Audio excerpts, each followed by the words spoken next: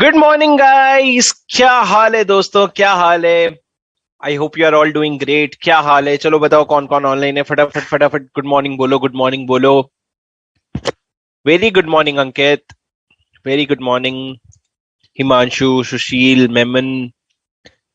आ जाओ, और कौन कौन है आ जाओ, फटाफट फटाफट फटाफट अपना अटेंडेंस लगा लो, हाय बोल करके, गुड मॉर्निंग बोल करके, और फिर अपन शुरू करते हैं आज की क्लास। आ जाओ आ जाओ आ जाओ। हाँ जी सर, नींद खुल पा रही है क्या जिंदगी में? Are you able to wake up? Wake up, Sid.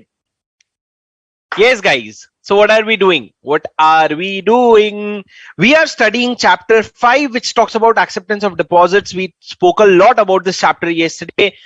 Can you just confirm that my screen is visible to you and I'm audible to you? Can you just confirm once that my screen is visible to you and I am audible to you? Yes. Very good morning, everyone.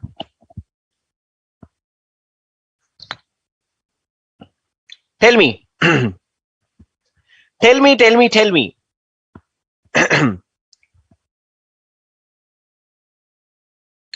All right, great. Let's get started, guys. What did we start yesterday? We started chapter 5, which talks about acceptance of deposit by a company. In the next 10 minutes, we will revise whatever we studied in yesterday's 2.5 an hour. So just bear with me for 10 minutes and you will be able to understand it relatively better. Okay, listen to me very carefully. What does this chapter all about? This chapter is about a company accepting deposit.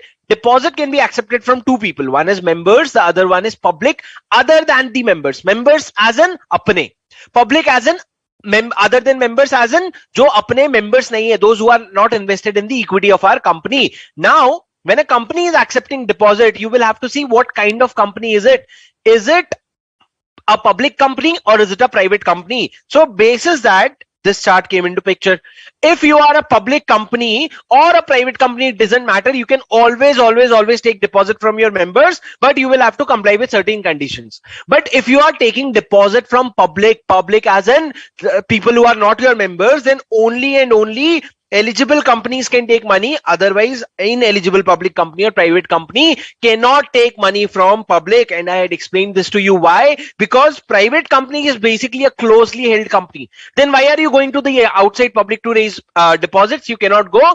Only if you are an eligible public company, you will be allowed to take deposit from your public other than member. Now, what is eligible public company, sir? Eligible public company means a public company whose net worth is either more than 100 crores or turnover is more than equal to 500 crore. Net worth is more than equal to 100 crore or turnover is more than equal to 100 crore. Be careful, this is more than or equal to. That is what? At least 100 crore or at least 500 crore. Did you understand? So you become an eligible public company and then you can raise money from your public also. But before we get started with raising money from the public, let's get started with raising money from the members. But before any of it, let's get started with the definition of deposit. What is deposits? Deposits includes any receipt of money by way of loan or by way of deposit or by any other manner. If you're receiving money, and it will be considered as deposit. But however, it will not include certain things which is prescribed in consultation with RBI. If you consult RBI and you prescribe certain things, it will not be included in the definition of deposit. So what is not included in the definition of deposit, sir? I told you there are 16 line items which are not included. What are those line items? Just look at my summary notes and look at the from column, the second column. First, if you receive any money from the government could be central government, state government, local authority. If you receive any money from them, it will not be considered as what? It will not be considered as deposit. Second, why, sir, live not started? Started. Everything is started.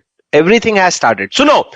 Second, if you have received money from any foreign source subject to compliance of FEMA, foreign source subject to compliance of FEMA. What is FEMA, sir? FEMA is basically a Foreign Exchange Management Act. So if you have received any money subject to compliance of FEMA, FEMA is basically an act which regulates inflow and outflow of foreign funds. Inflow and outflow of foreign funds, it's something which is regulated by FEMA. So if from foreign source you are receiving any money, it will not be considered as It will not be considered as what? It will not be considered as deposit. Third, if you're receiving any money from banks or from PFIs, it will not be considered as deposits because they are giving you loan. Now, how will you consider it as deposit? Issue of commercial papers or any other instruments if you're issuing and raising money. Intercorporate borrowings. If you're taking one company is taking from the other company. Application money, very important. If you are taking money by way of application money, it will not be considered as deposit. But however, within 60 days of receipt of application money, you will either have to allot the shares, or if you're not able to allot in 60 days, after that within 15 days, you will have to refund the money. But if you're not able to refund that money, in that case, it will be considered as deposits. Did you understand? So broadly, from the date of raising of the money, receiving the application money, you'll get 60 days. And after 60 days, you'll get 15 days to refund. So total 75 days. If within 75 days you do not refund, then you'll start considering it as deposits. Director, very important. If guys, very important. This has come in the past paper. Exam mein aayega, tumko pata hoga. You just need to write it down. What do you have to write it down? If a public company is receiving money from its director, or a private company is receiving money from a director or the relative of such director, then such money will not be considered as deposit. For example, if I am a director in Reliance Industries Limited and I give some money to Reliance Industries Limited as a loan, it will not be considered as deposit. But there are two conditions that needs to be satisfied. First condition is that I will have to give a declaration. I, as in the director, will have to give a declaration that this money is not being given out of borrowed funds.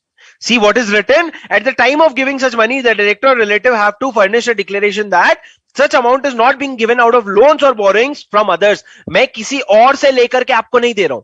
I'm not taking it from someone else and then giving it to you. This is my own money. This is the first condition. And the second condition is that the company will have to disclose it in the board report.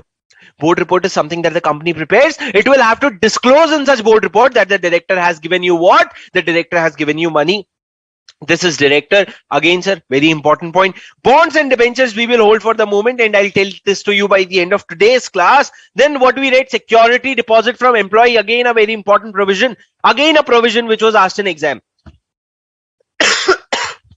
Sir, do you remember the provision of security deposit from employee? I had told you there are a lot of government companies which take deposit from employees. That will not be considered as deposit as long as the amount is less than annual salary. The amount is less than annual salary of that particular employee. If the amount exceeds the annual salary amount, then it will get started considering as deposit. But before that, it will not be considered as what? Deposit. After that, they said if you have received any amount in the form of trust, then after 11th point onwards, we have not read. But 11th to 16th is very important. We'll cover that in today's class. But this is a broad definition of deposit. Did you understand? Arey bolo, haan, did you understand? Tell me, did you understand?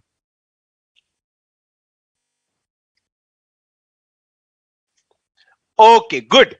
Now listen to me very carefully. Sir, after that, what did we study? I told you this chapter has just 5 sections, out of which 1 section is not relevant. 73, 74, 75, 76, 76A. 5 is striken off, not in your syllabus. So what is there in your syllabus is 72, 73, 74, 76, 76A. 73 and 76 are the two most important sections. We just started with section 73, and that is the most lengthiest section of that particular chapter. What is section 73? If you are going to your members and asking for deposit, how will you ask for deposit? You'll have to give them a lot of details, right? So how do you go and raise money from your members? How do you raise deposits from your members? Section 73 first of all says that otherwise, whatever we have specified in this chapter, with compliance of that particular provision, you can raise deposit.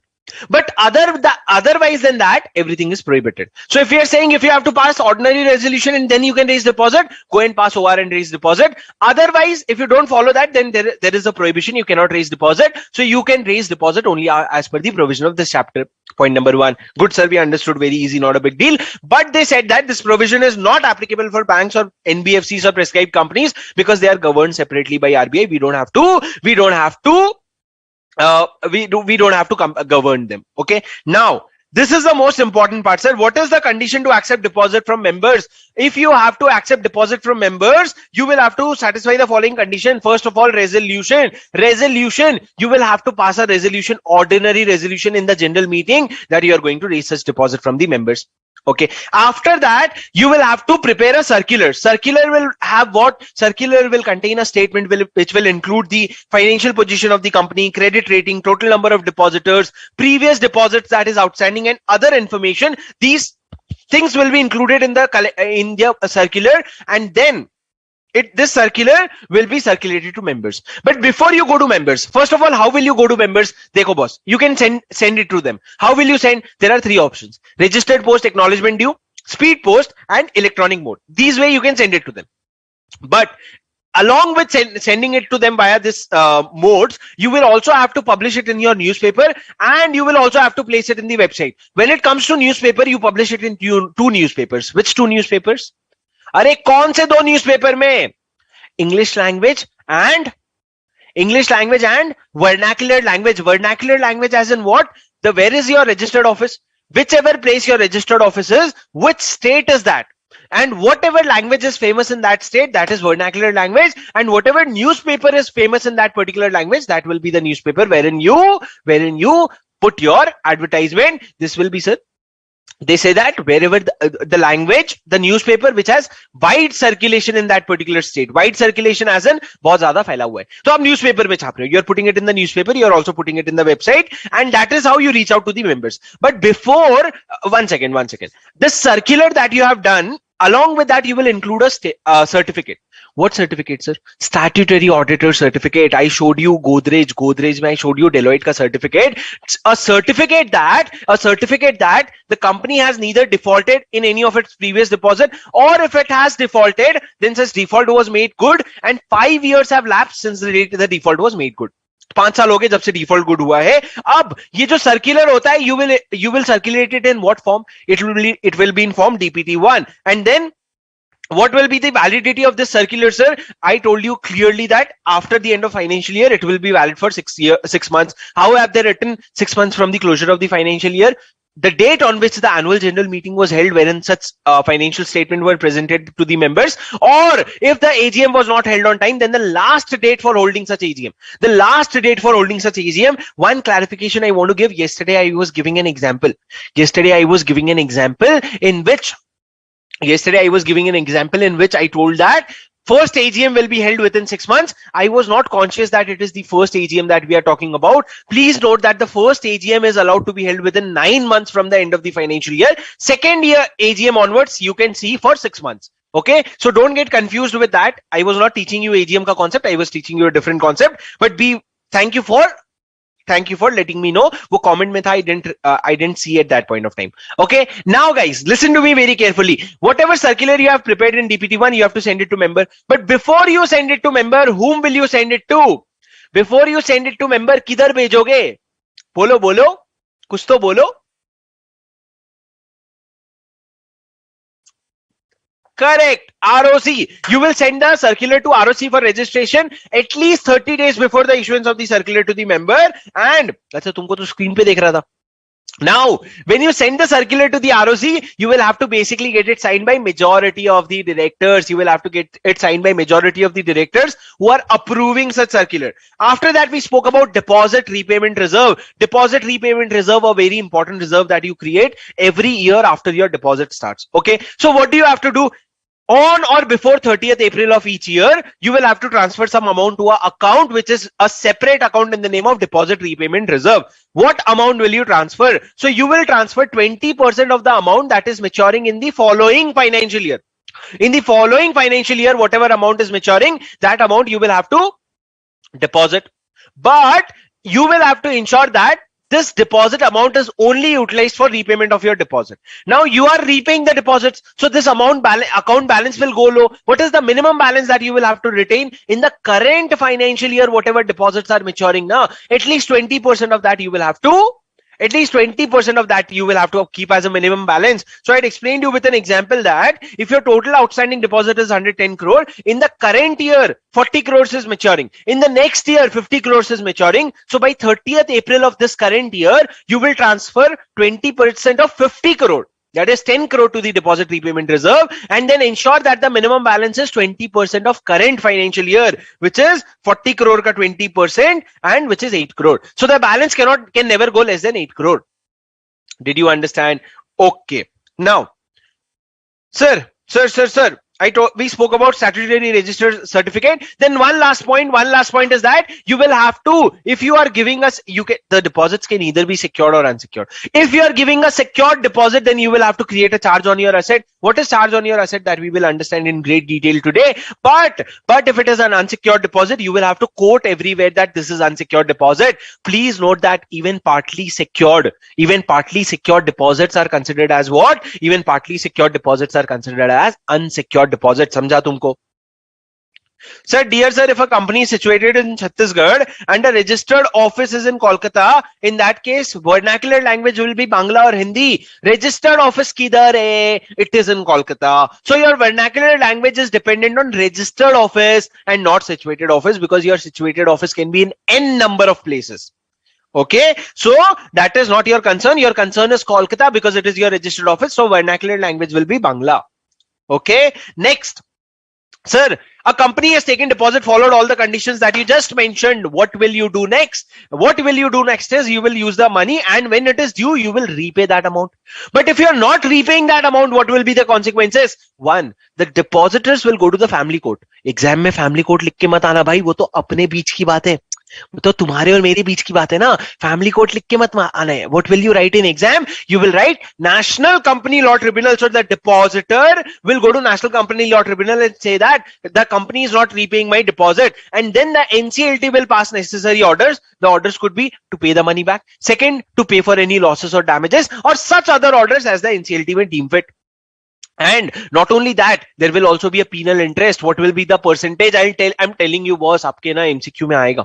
You're sleeping, you're not trying to wake up, and this will come in your MCQ. And then you'll think, अरे यार, उस दिन सुबह 7 बजे उठ जाता तो बैठे बैठे 2 मार्क्स मिल जाते. उस दिन सुबह अगर पढ़ लेता, सुन लेता, तो 2 मार्क्स मिल जाते बैठे बैठे. Sir, what is the percentage of penal interest? What is the penal interest that will be charged? It will be 18% per annum. 18% per annum from the date in which it becomes overdue. You will have to pay what? You will have to pay what? You will have to pay the sum. Now, what is the tenure of the loan, sir? I told you, very simple. Tenure of the loan is that minimum 6 months, maximum 36 months. Can it be less than 6 months? Yes, there is a special scenario. They have said that the loan tenure, deposit tenure can be between 3 months to 6 months also, provided that the amount of such deposit is only less than or equal to 10% of paid up share capital plus free reserves plus capital redemption reserve. Correct bola na maine bola, I said that. Can a deposit of tenure 4 months be accepted? Yes, a deposit of tenure 4 months can be accepted. Only condition is that such deposit shall be less than or equal to 10% of paid up share capital plus free reserves plus capital redemption reserves. Arey, did I say something wrong? No, you are sleeping. I didn't say anything wrong. Did I say something wrong? Yes, sir. CRR नहीं है, security premium account है. Correct, Vaishali. Vaishali is the only one awake. Rest of you, everyone is sleeping. दोस्त, या तो नींद पूरा होगा या सपना. तुम देख लो क्या करना है. या तो नींद पूरी होगी या सपना पूरा होगा. तुम देख लो क्या करना है. So what did I say? अच्छा, for English conversion. Either जाने दो, फील खत्म हो जाएगी इंग्लिश में. सुनो मेरी बात, listen to me very carefully. What am I saying? You can also raise deposit between the tenure of 3 months to 6 months, but the only condition is the amount should be less than or equal to 10% of paid up share capital plus free reserves plus security premium account, not capital redemption reserve, security premium account. Now this is the chart. Okay, this is easy for you to understand. Beyond 36 months, deposit is not acceptable. Less than 3 months, so definitely not acceptable. And that is all that we read yesterday. Hey, that is all. Yes, that is all. See, it took us 20 minutes to revise. So that is all. Now, let's proceed.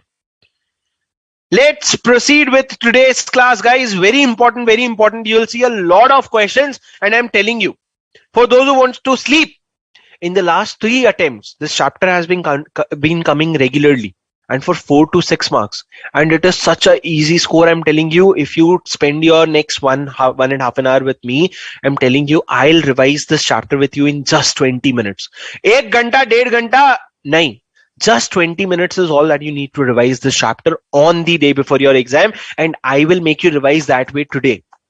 Okay, so just listen to me very carefully. Let's finish this chapter first. Sir, we are still talking about deposit from members. Okay, now my question is, when you're raising deposit from members, when you're taking loan, is there a limit? Is there a limit to it?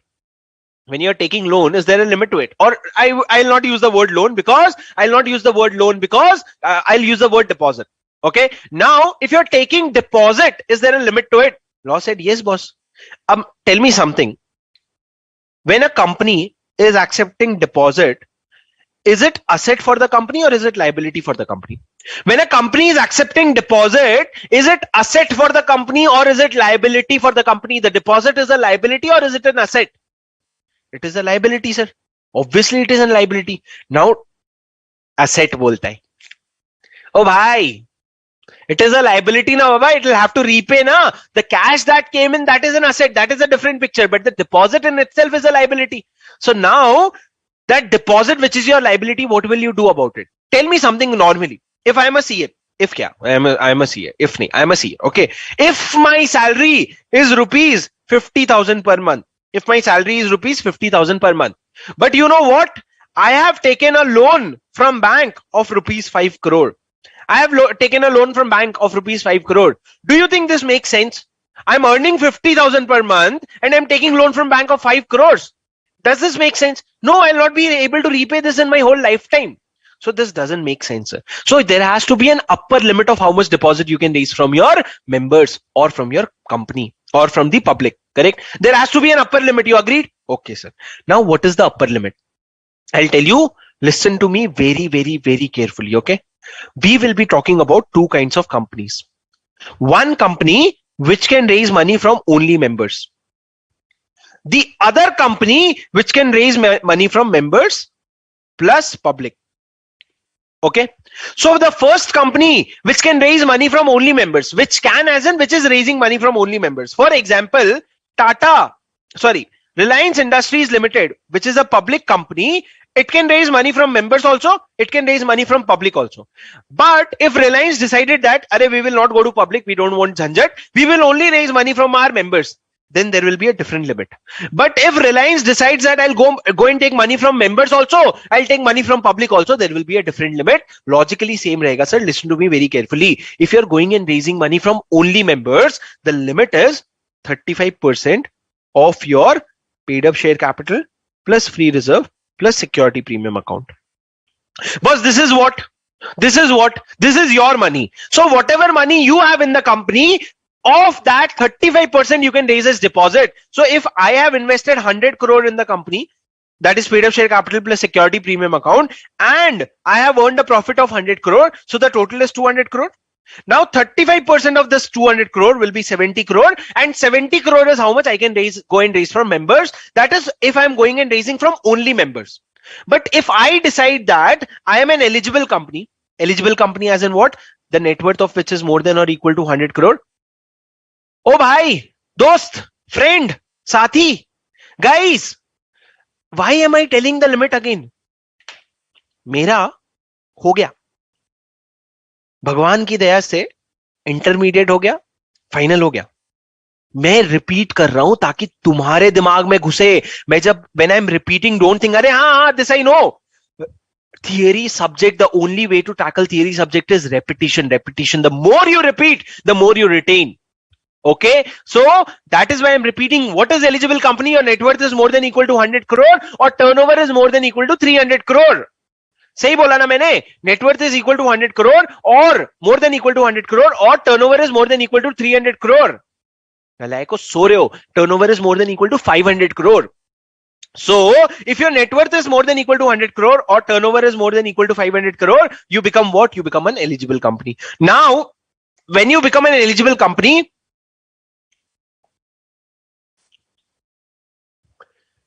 So when you are in Mohammad Farhad कह रहे हैं net worth 500 net worth 500 crore.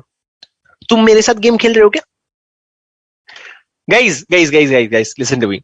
So the point is that if you decide that Arya, I am an eligible company, I can go and take limit amount from public also, and I want to go and raise amount from public also, then in that case there is a different limit to it. Then the limit just gets split. You were anyway allowed to raise 35%, but now this 35% will be split in the ratio of, in the percentage of 10 and 25. So from members you will be able to raise 10% of the same thing, and from your public you will be able to raise 25% of the same thing. Guys, the total still remains the same, 35%, but you have just split it into 10% and 25%, and you see 10% is from members and 25% is from public. But sir, मेरे को एक logically एक बात बताओ, shouldn't law split the ratio उल्टा? मतलब क्या ऐसा नहीं होना चाहिए था that members say you should be allowed 25% and public say you should be allowed 10%? That should be the logical ratio, na? Because you should take more money from your members. Why should you go to public? That should be the idea of law. No, here the idea of law is that if you are going to public, it means that you're raising big amount.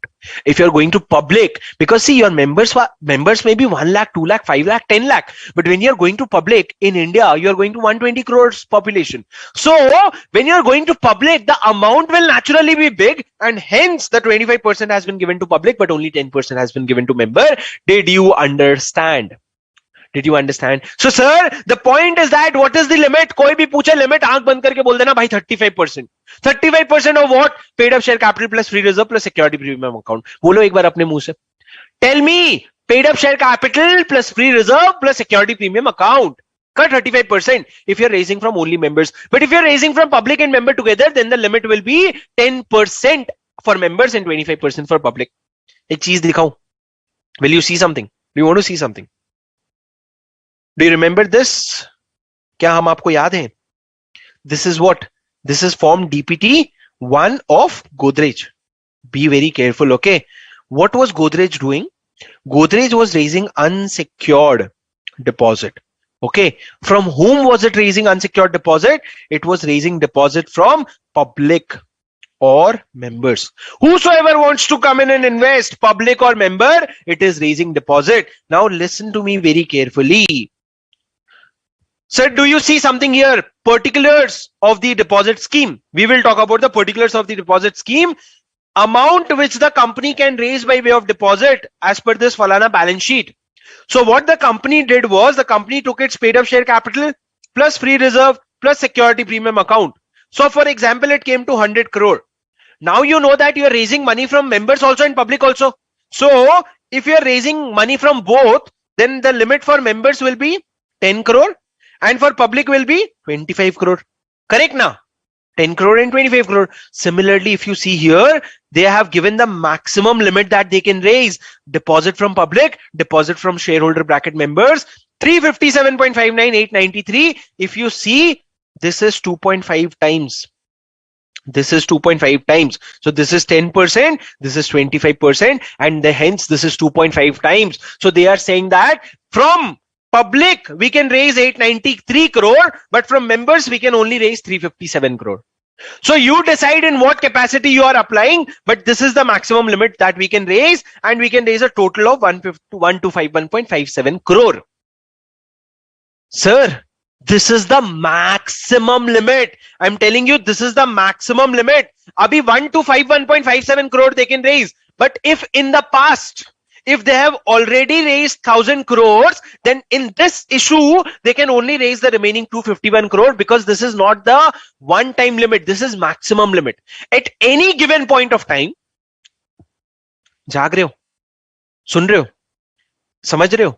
At any given point of time, your deposits cannot be more than 35% if you're paid up share capital plus free reserve plus security premium. Guys, this is the most important limit of this chapter. Okay, so 35% of paid up share capital plus free reserve plus security premium is the limit. Did you understand? Yes, sir, we understood. But as I told you, Inception देख के भी इतना confuse नहीं हुए थे जितने law के exceptions देख करके हो जा रहे हैं. अब आएगा sir exception. We said 35%.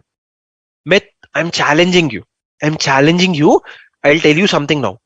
First time में समझ के दिखा दो. I'm challenging you. I'll tell you something now. First time में समझ के दिखा दो. ठीक है? Sir, the limit. We are talking about limit. Limit क्या है? 35%. Coming back to our section 73, because section 73 only talks about members. So if you saw my chart नीचे, if you see my chart, if you see this chart that I just made, ignore this part for the time being. Ignore this part for the time being. Let's focus on only members thing, which is discussed in section 73, which we are currently reading. This both members plus public thing is discussed in section 76, which we will read aage. But abhi, why did you all of a sudden start asking about DPT3? We'll come to it. We'll come to it. ठीक है? Sir, how did you calculate 2.5 times? Sir, कुछ नहीं. पूजा ये देखो ना. If your paid up share capital plus free reserve plus security premium account is 1000 crore. Okay. So this is 1000 crore. This is also 1000 crore. So this will come to 100 crore and this will come to 250 crore. This is the maximum limit. So you see the ratio, no? This is coming to 1:2.5. Or should I say 2:5 ka ratio aa raha hai. So that is the ratio. So that is how I came to 2.5. Now, guys, DPT3 pe we will come. I'm trying to tell you a point, try to understand. Okay. First, I'm saying that there is a limit of 35% on paid up share capital plus free reserve plus security premium account. But law said that if you are a private company or if you are a specified IFSC, did you come across the word IFSC in your first 4 chapters or section 7 or chapter 7? Did you come across the word IFSC? Did you come across the word IFSC? We'll come to that. Even if you have not, we will come to that. But they are trying to give you an exception. They're trying to give you an exception. They are saying that, boss, usually the limit is 35%. Okay. But if you are a private company or if you are an IFSC now, then in that case, the limit becomes 100% for you. So for example, if your paid up share capital plus security premium plus free reserves is 1000 crore, then what is the limit? So you'll ask, what is the nature of the company? Is it a normal company? Or is it a private company? Or is it an IFSC company? If it is a normal company, then the limit will be 35%. But if it is a private company, then the limit will be 100%. And if it is an IFSC, the limit will be 100% because law has given exception to this limit. The limit usually is 35%, but we are giving an exception that 2 companies, private company and IFSC company, the limit for them will be 100%. Okay. This was the first point that I made. Okay. Do you see here? 35% of paid up share capital plus free reserve plus security premium account is your limit. Exception is that specified IFSC, public company and private company, 100% of paid up share capital plus free reserve plus security premium. Now, if you see here, maximum amount of deposit from member, this provision is not applicable to private company. Hey, kya? सुनो रुको जरा सबर करो. This provision is not applicable to private company. And what private company, sir? A private company which has been startup for 10 years or a private company which meets 3 conditions. We will talk about that 3 conditions, but before that, let me cover something else. 1 second.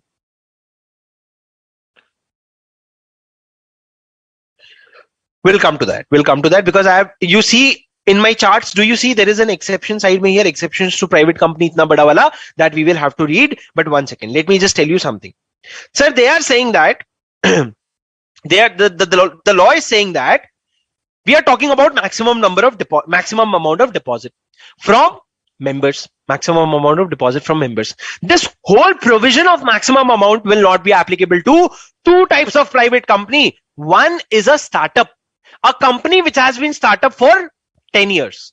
And dusra, a private company which satisfies 3 conditions. A private company which satisfies 3 conditions.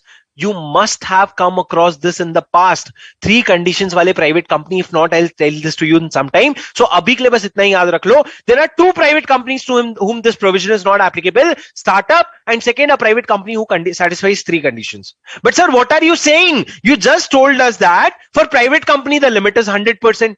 Now you are saying for private company, this provision is not applicable. How does it make sense? Arey Baba, chill. They have divided private company into 2 parts. They have divided private company into 2 parts. One is either a startup for 10 years or other private company which satisfies 3 conditions. But इसके अलावा भी तो private company है ना, so these two private companies, the maximum amount of deposit is not applicable. But for this private company, the maximum amount of deposit will be 100%. Did you understand or did you not understand? If you did not, one last try. Suno meri baat. Sir, we are talking about maximum amount of deposit. Can I say that bracket mein paid up share capital plus free reserve plus security premium account always remains the same? Not a problem. What is the maximum limit? The maximum limit in general is 35%. But if you are an IFSC or if you are a private company, then the limit becomes 100% for you instead of 35%. But this whole provision of maximum amount of deposit will not apply to certain private companies. What private companies, sir? One, a startup, which is a startup for 10 years. And the second one is a private company which satisfies 3 conditions. If you satisfy these 3 conditions, we'll read these 3 conditions. But if you satisfy these 3 conditions, this maximum amount of deposit provision only will not apply to you. Okay. Now coming to the next topic. Sir, now when you're raising deposit, if a company is taking deposit from people, public or member, whosoever, now what will you pay in return? You will pay interest. Sir deposit पे interest ही होता है ना, FD पे क्या मिलता है? Interest ही मिलता है ना. You will pay interest, correct? Yes, will pay interest. Now along with interest also something will happen. I'll tell you what. When a company is coming up with a deposit, say it is trying to raise 12,000 crore from the market, the company is saying I want to raise 1200 crore from the market in the name of deposit. Boss, how will you find so many people to raise deposit? So what you will have to do is you will have to go to some brokers. You will have to go to some brokers and you'll have to tell them, brokers, you go and bring deposit for us. We will pay you brokerage. And then after we pay you brokerage, we will pay the deposit holders interest also. So law said that we will have to put a limit. We will have to put an upper limit to the percentage of the interest and brokerage. And how will we put that limit, sir? So they said that what will be the limit? The limit will be the maximum percentage of interest which is allowed to NBFCs. Now, if a non-banking financial company, sir, what is a non-banking financial company? A non-banking financial company, as the name itself suggests, is not a bank, but it is governed by RBI and operates like a financing company. So a non-banking financial company, usko na, agar wo market se deposit raise kar raha hai, if NBFC is going and raising a money from deposit, what is the maximum rate of interest it can offer? So let's say RBI says 7%. So in that case, companies will also be allowed to offer an interest of 7%, not more than that, and same amount of brokerage as the NBFC is allowed to offer. Because the NBFC keeps on raising money. Okay, guys, I'll not be able to take your doubt in between, usually towards the break or after I'm done with this section. When I ask you for your doubts, just feel free to shoot them. Okay. Now listen to me very carefully. Listen to me very carefully. Listen to me very carefully. So the ceiling will be what? What is the ceiling? Ceiling मतलब ये ceiling दिख रहा है आपको? Ceiling मतलब क्या? Upper limit. Upper limit for interest and brokerage. How much? Whatever rate is allowed to NBFC. What is the maximum rate of interest or brokerage prescribed by RBI for NBFCs? Okay. Now, sir, tell me something. If Godrej came up with its deposit. Godrej का हमने देखा. अच्छा, Godrej is coming up with a deposit. This is a deposit for 3 years. And we'll get an interest of 8% per annum. Okay, we read all the terms and conditions. Oh, 8% per annum, boss, I'm getting 5% in FDR. I want to invest in this particular Godrej ka deposit. How will I do? I will have to go and search where is the deposit ka application form. Once I find the application form, I'll have to fill that application form and I'll have to give it to Godrej. But along with that application form, you see, an intending depositor will have to give an application to the Godrej. But along with that application form, he will have to give a declaration. Sir, इनको एक चीज से बहुत ज्यादा problem है कि तुम loan लेकर के डिपॉजिट मत करो. You please invest your surplus fund. Don't take loan to make deposits. So along with the application that you are making now, you will have to give a declaration. What is that declaration? That declaration is that deposit is not being made out of borrowed money. I am not making this. I'm not paying this money out of loans taken or borrowings taken. This is my surplus fund. Sir, इनको बहुत problem है. इनका कहना ये है, if you have surplus fund only then invest in deposit. Please don't take loan and then invest in deposit. It doesn't make sense at all. ठीक है. Next point. ये ना अभी जो अटेम्प्ट आ रहा है ना, the upcoming attempt, this will come as MCQ. तुम लिखवा लो, तुम सोलो और तुम लिखवा लो, this will come as MCQ. Sir, if I have two brothers, one elder brother, one younger brother. Three of us decided that together we will invest in the deposit. In one joint name, we will invest in the deposit. Can we do so? Yes, sir, we can do so. And when we were doing that, mom, dad also came and they said that 5 of us together will invest in that particular deposit. Can we do so? No, you can't do so. Only 3 people at one time can invest in the joint name. 2 people or 3 people maximum, not more than that. You can together go and make an application for deposit in one name. So joint deposit is allowed, but only maximum 3 people can come together. In your exam, MCQ will come. Ram, Shyam, Suresh, Naresh. These 4 people wanted to invest in the deposit jointly. Can they do so? Option A, yes, because the maximum limit is 5. Option B, yes, because the maximum limit is 4. Option C, no, because the maximum limit is 3. The answer is no, because the maximum limit is 3. Not more than 3 people together can go and apply in the joint names. Did you understand? Now, coming to the most awaited provision, sir, ये DPT क्या है? Sir, ये DPT3 क्या है? What is DPT3? What was DPT1? DPT1 was the form of circular. What is DPT2? We have not studied yet. What is DPT4? We have not studied yet. But sorry, DPT1, 2, 3, 4. DPT3 क्या है? Boss, you will have to submit an annual return.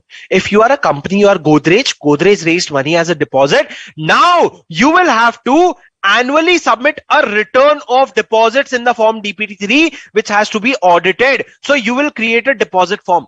You will create a deposit as in what? You will show what all deposits have been received. What all deposits have we repaid? What is the interest that we paid in deposit? Have we defaulted in payment of any deposit? Everything you will contain in one particular statement. You will get this statement audited.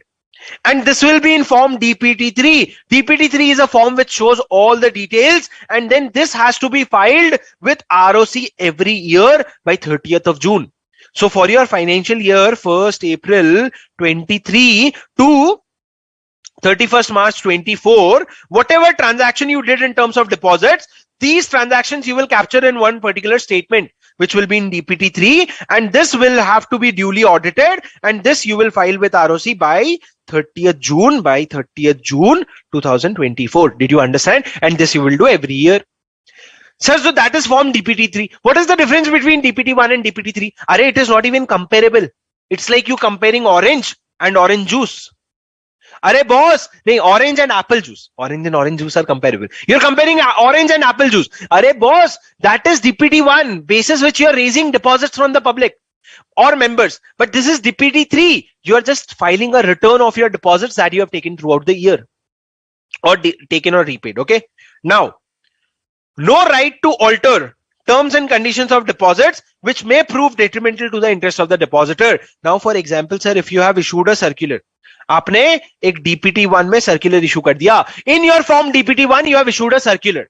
Now that circular has been circulated everywhere, and every member has that circular. That circular has a lots of terms and conditions. Now, after the circular has been issued and you have started receiving application, now you want to alter the terms.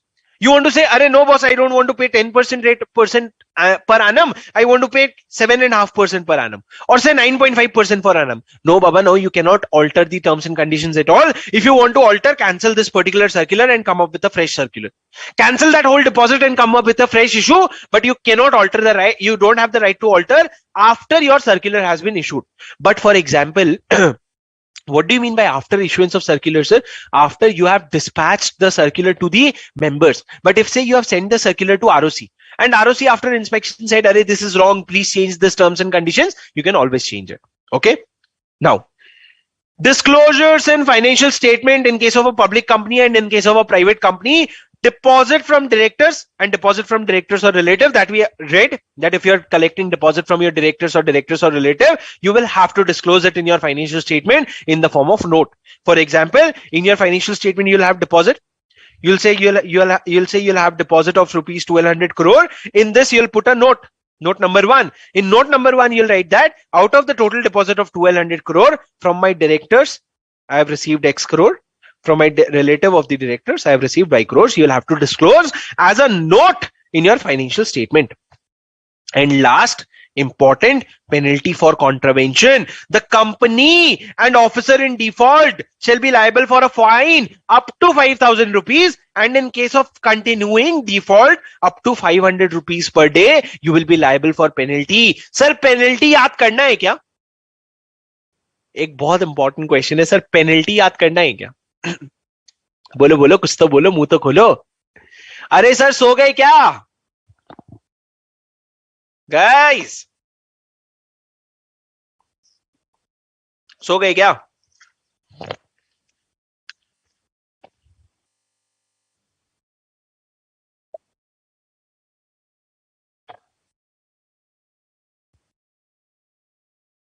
बोलो sir, do we have to by heart penalties? Yes, we will have to by heart penalties to the extent possible and to the extent you have seen it coming in the exam. So when you solve past paper questions, when you solve question bank, you will have to see what all penalties are being asked in exam, and whatever penalties are being asked, you'll have to by heart that. But this is an era of MCQ, and MCQ will gradually be with negative marking. So when such kind of scenario comes into picture, it is very important that you by heart penalties, because penalty is a place where questions can be asked in MCQ very easily. Okay, so this penalty is very small, sir. The penalty is up to 5,000 rupees and up to 500 rupees per day in case of a continuing default. Sir, what is a continuing default? What is a continuing default? I'll give you an example.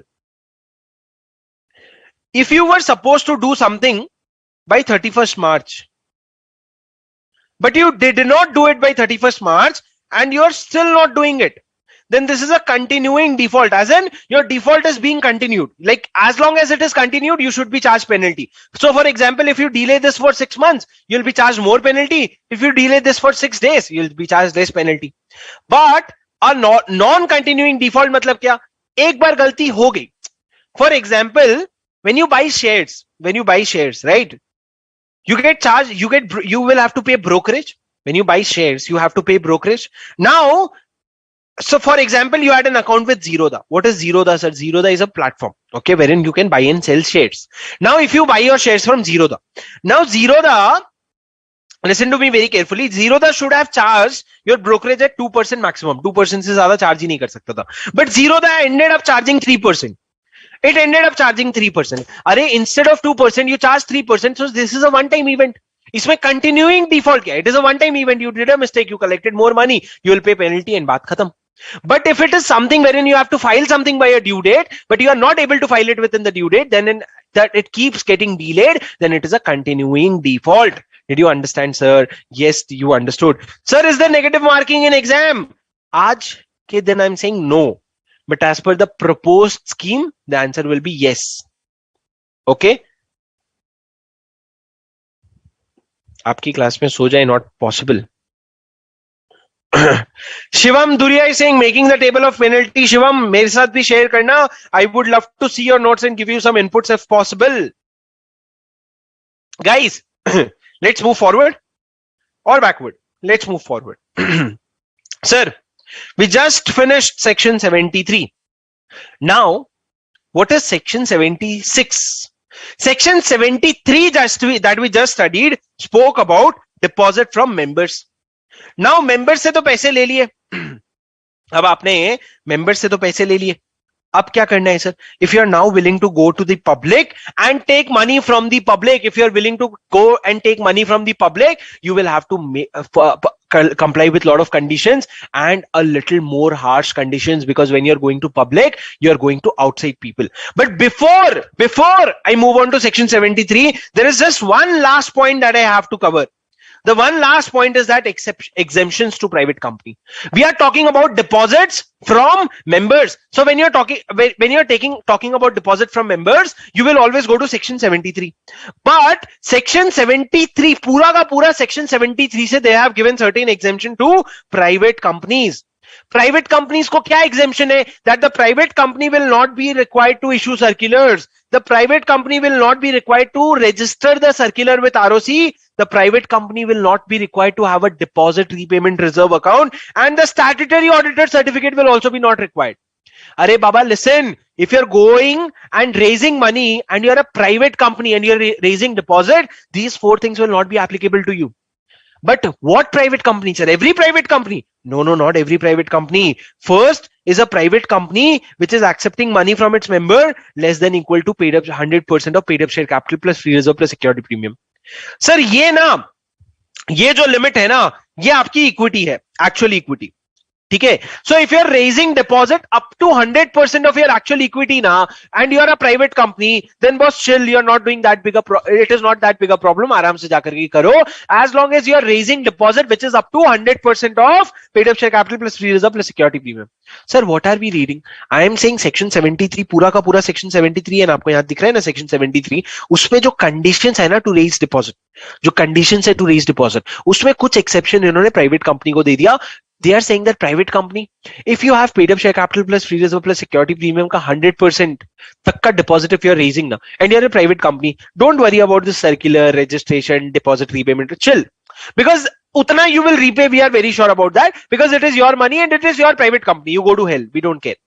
That is the point of view of law. Second, if you are a startup for 5 years, if you're a startup for 5 years, then from incorporation, then in that case, you are allowed to do what? You are allowed to raise deposit without complying with these conditions. Third, if you are a private company which satisfies these following three conditions, these following three conditions are very important and you will have to ratta this. You will have to, तुम्हारे खून में घुस जाना चाहिए. Three conditions which this private company has to meet in order to be exempted from certain compliances. First, this private company is not an associate or subsidiary of other company. Sir, this is मैं झुकेगा नहीं साला वाला point. This is what? Not associate or subsidiary of any other company. Listen to me very carefully. If you are a private company, okay, and you are saying I want exception from circulars, deposit repayment reserve and everything, I want exception, so we'll give you exception, but you'll have to comply with three conditions. Pehla, you will have to ensure that you are not an associate or subsidiary of any other company. तुम किसी और के नीचे नहीं हो. First point. Second, your borrowings are within a limit. Your borrowings, as in the borrowings that you have currently taken, is within a limit. What is the limit, sir? The limit is 2 times of your paid up share capital or 50 crore, whichever is lower. Sir, these limits you will come across this again in finals also. So listen to me very carefully. इतना अच्छे से सुनो कि तब सुना सुना लगना चाहिए. सुना सुना नहीं, जग सुना सुना लागे वाला सुना नहीं, सुना सुना. मतलब you have listened to it earlier, वैसा लगना चाहिए. Listen to me very carefully. 3 conditions which a private company has to satisfy to be eligible to for this exemption. First, you are a private company which is not an associate or subsidiary of any other company. मतलब you are not under anyone. Second, you are a company whose borrowing is within limit. Within limit as in what? The limit is 2 times of paid up share capital or 50 crore, whichever is lower. So for example, if your paid up share capital is 50 crore. So the limit will be 2 times of paid up share capital, which is 100 crore or 50 crore, whichever is lower. So lower is what? Lower is 50 crore. Now your borrowings should be less than 50 crore. That is the second condition. And the third condition is that you have not defaulted in repayment of any borrowing. You have not defaulted in repayment of any borrowing. So if these 3 conditions are cumulatively satisfied, what did I say? Cumulatively satisfied. मतलब ये भी होना चाहिए, ये भी होना चाहिए और ये भी होना चाहिए. If three conditions are cumulatively satisfied, you become a private company which falls in category 3. And if you fall in category 3, then the 4 points, that is circular ka, registration of circular ka, deposit repayment reserve ka, these points will not be applicable for you. Did you understand or did you understand? Sir, kitna exception normal hai, suno. Very normal. Listen to me very carefully. Sir, section 73 talks about deposit from member. This provision will not be applicable to private company. Types of private company. You could either be a private company whose paid up share cap, whose deposit that you are taking is less than the limit, or you could be a private company which is startup for 5 years, or you could be a private company which satisfies these 3 conditions cumulatively. You fall in either of the category. You are exempted from these 4 points. Did you understand? So this is your whole section 73. Now coming to section 76, again. We have covered each and every point in detail in your section 73. I'll also share a good version of this notes with you once I finish this. And I'll also share this notes I have already shared with you, wherein I have added every single point that is included in your module. So whatever is there in your module, everything is summarized in just 9 pages so that you can revise it properly on the day before exam. Okay, guys. Let's go to section 76 now. What is the difference between section 73 and 76, sir? Here we were raising deposit from members. Here we will raise deposit from public. Okay, so a lot of things will be common, but a lot of things will be very harsh also. For example, kya harsh, sir? Section 76 talks about the process that you will have to follow if you want to raise money from public. If you want to go and raise money from public, you will have to follow certain process. So the first process is that in order to raise money from public, you will have to become an eligible company. मैं कुछ नहीं बोल रहा, तुम लोग मेरे को फटाफट बता दो eligible company का लिमिट क्या है. In next 10 seconds फटाफट बता दो eligible company का लिमिट क्या है. पता है मेरे को, तुमको आता है. एक बार बस और दिखा दो, एक बार बस और अपना नॉलेज दिखा दो, फटाफट लिमिट बता दो eligible company का.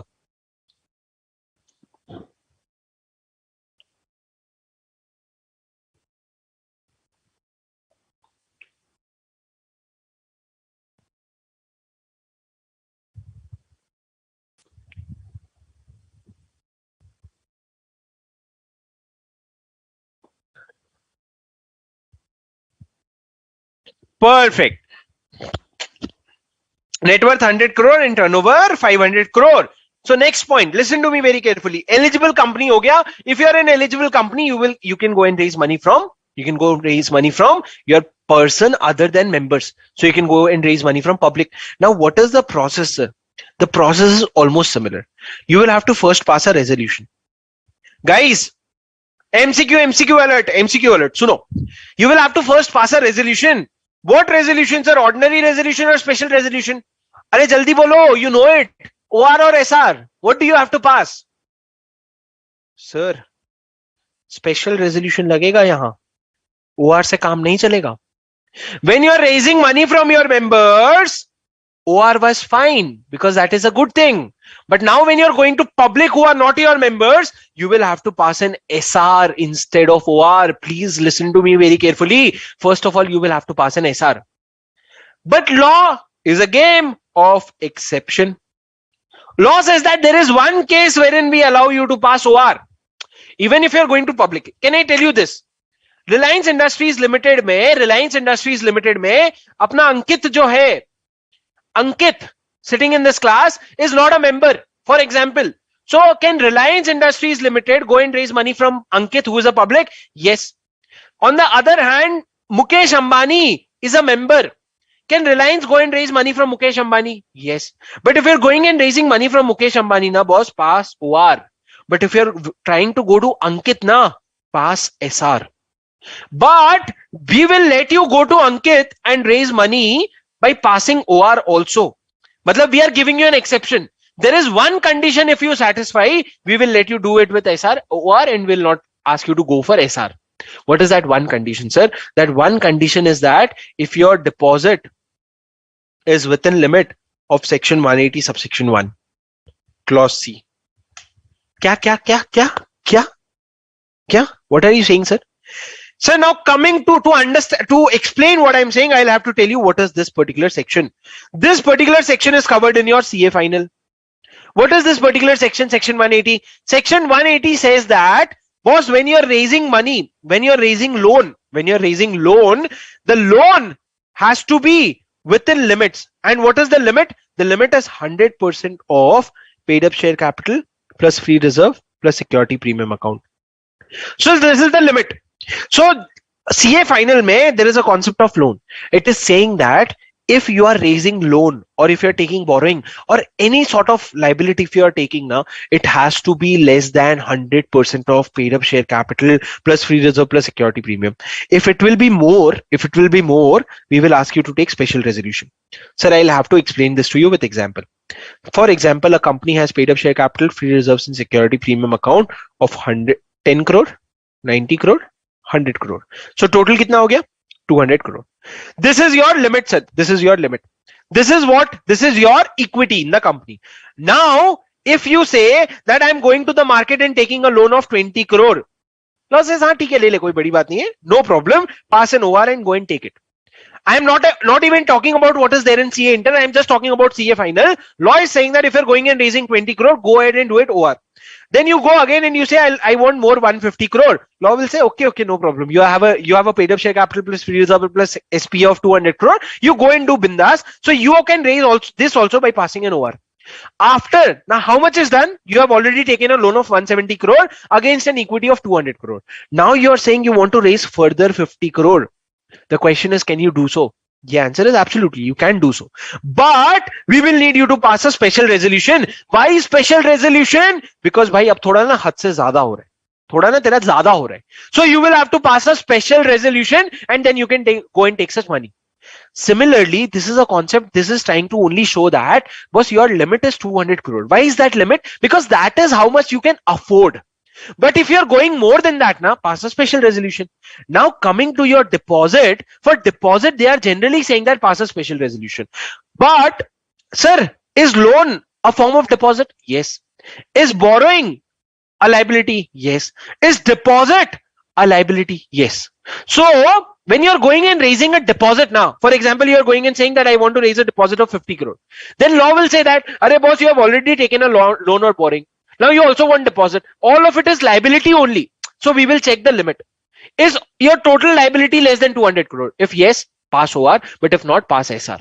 So if you're going and raising a deposit and after raising such deposit, you're still within the limit of 181C, then in that case, OR is fine. But if you're exceeding the limit, you naturally need special resolution.